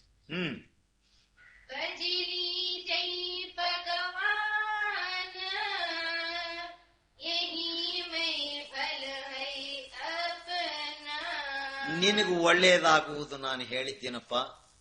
ಯಾಕೆಂದ್ರೆ ನನಗೆ ಕೂತ್ಕೊಳ್ರಿ ಅಂತ ಹೇಳಿ ಜಾಗ ಕೊಟ್ಟೆ, ಹಶು ಅಂತ ಆಹಾರ ಕೊಟ್ಟೆ, ಚಳಿ ಅಂತ ಹೇಳಿ ಒಂದು ತುಂಡು ಬಟ್ಟೆ ಕೊಟ್ಟೆ ಹೊದ್ಗು ಅಂತ. ನಿನ್ನ ಈ ಉಪಕಾರವನ್ನ ನಾನು ಮರೆಯೋದಿಲ್ಲ. ಇದಕ್ಕೆ ಬದಲು ನಾನು ಒಂದು ಒಳ್ಳೆಯದನ್ನು ನಿನಗೆ ಕೊಟ್ಟು ಹೋಗ್ತೀನಿ. ನೀನು ಯಾವಾಗ್ಯೂ ಕುಶಲವಾಗಿರುವುದು ಕೊಟ್ಟು ಹೋಗ್ತೀನಿ. ಏನದು? ಭಜಲೀಜೆ ಭಗವಾನ್. ನನ್ನ ನಿನ್ನ ಎಲ್ಲರನ್ನೂ ಸಾಕಿ ಸಲಹತಿರತಕ್ಕಂತಹ ಆ ಸತ್ಯಶಕ್ತಿಯನ್ನ ನೀನು ಮರೆತು ಬಿಟ್ಟಿದ್ದಿ. ಆ ಮರವನ್ನು ಬಿಟ್ಟು ಈಗ ಅವನಿಗೆ ಭಜನೆ ಮಾಡು. ಇದನ್ನು ನಾನು ತಿಳಿಸಿ ಹೋಗ್ತೀನಿ. ನೀನು ಕೊಟ್ಟ ಈ ಕ್ಷುದ್ರ ವಸ್ತುವಿಗೆ ನಾನು ಆ ಶಾಶ್ವತ ವಸ್ತುವನ್ನು ಕೊಟ್ಟು ಹೋಗ್ತೀನಿ ಎಂದ್ರು ಸಂತರು. ಅಂಥ ವಸ್ತುವನ್ನು ನಾವು ತಕೊಂಡು ಏನ್ ಮಾಡ್ತಾ ಇದ್ದೀವಿ? ಎಲ್ಲಿ ಬಿಸಾಕ್ಬಿಟ್ಟಿದ್ದೀವೋ. ఎక్కడ్రా పోయా సంక్రాంతి పండుగ వచ్చా రాముని ఫోటో తెచ్చింటి చూడండ్రా అంతే. అది ಎಲ್ಲೋ ಕಸದ ತಿಪ್ಪೆಯಲ್ಲಿ ಬಿಸಾಕಿರ್ತಾರೆ. అವಾಗ ಹುಡುಕೋದು ಸಿಕ್ಕನೇಮರ ರಾముడు కౌసల్య సుప్రభాత్ ಹೇಳ್ತಿರ್ತಾರಲ್ಲ. రే పాలు పొంగిపోతుందిరా, గ్యాస్ స్టాప్ చేసి ఆ పాలు కిందికి దింపురా. ఇవను సుప్రభాత్ కౌసల్య సుప్రభాత్ రే చూడరా అక్కడ వాడు ఎవడో వచ్చాడు. ఇది ಎಂಥ ಭಜನೆನಾ ಇದು? ನೀನು ಭಜನೆ ಮಾಡ್ಲಿಕ್ಕೆ ಕೂತ್ರೆ ಅದೇ ಒಂದೇ ಕೆಲಸ ನಡೆಯುದು, ಇನ್ನೆಲ್ಲ ಮರ್ತು ಬಿಡು.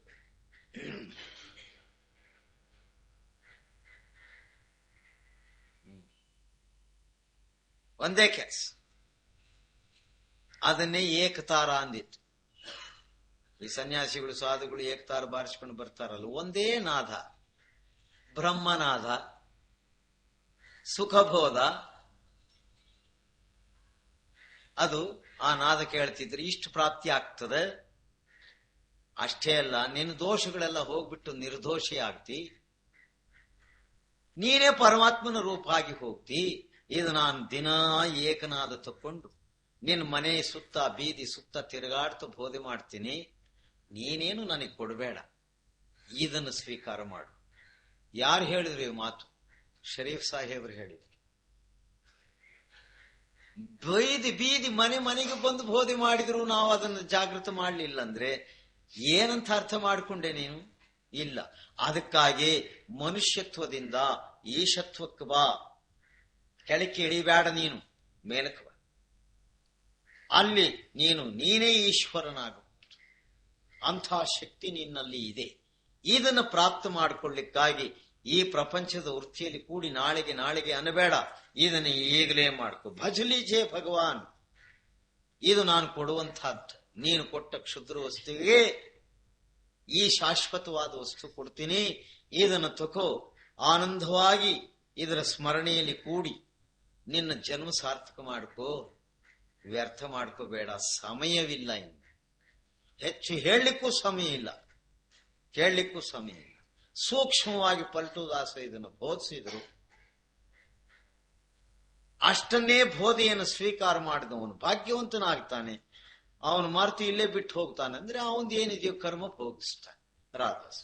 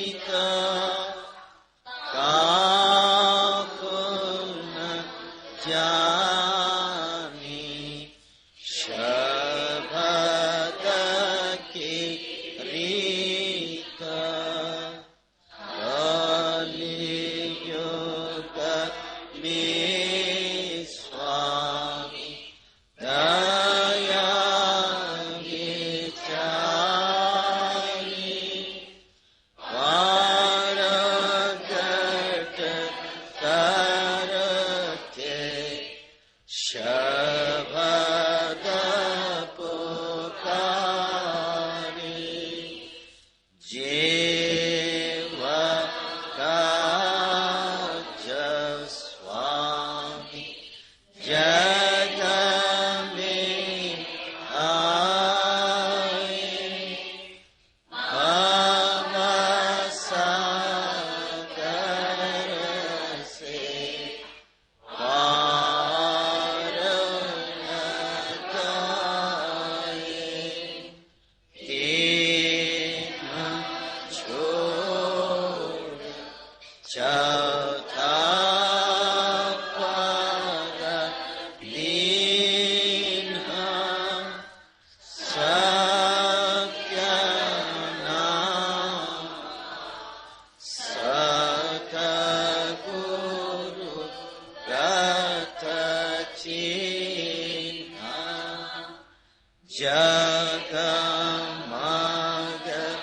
ज्योत होत उजियारा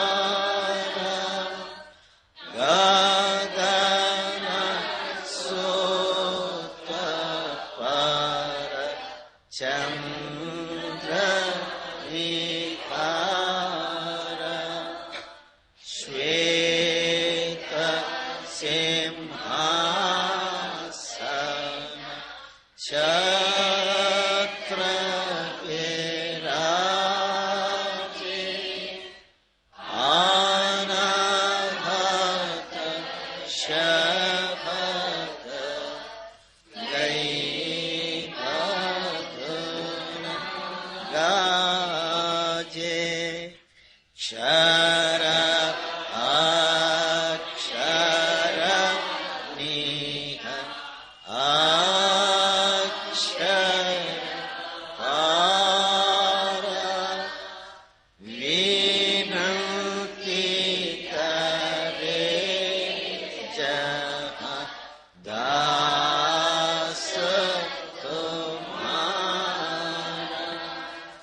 लोक अलोक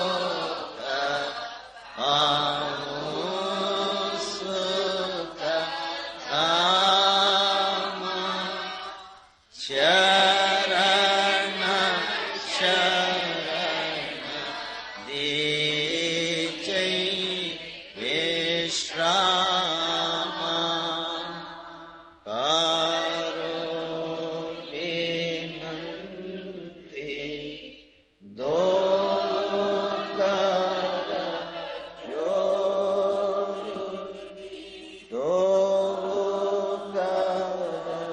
दो और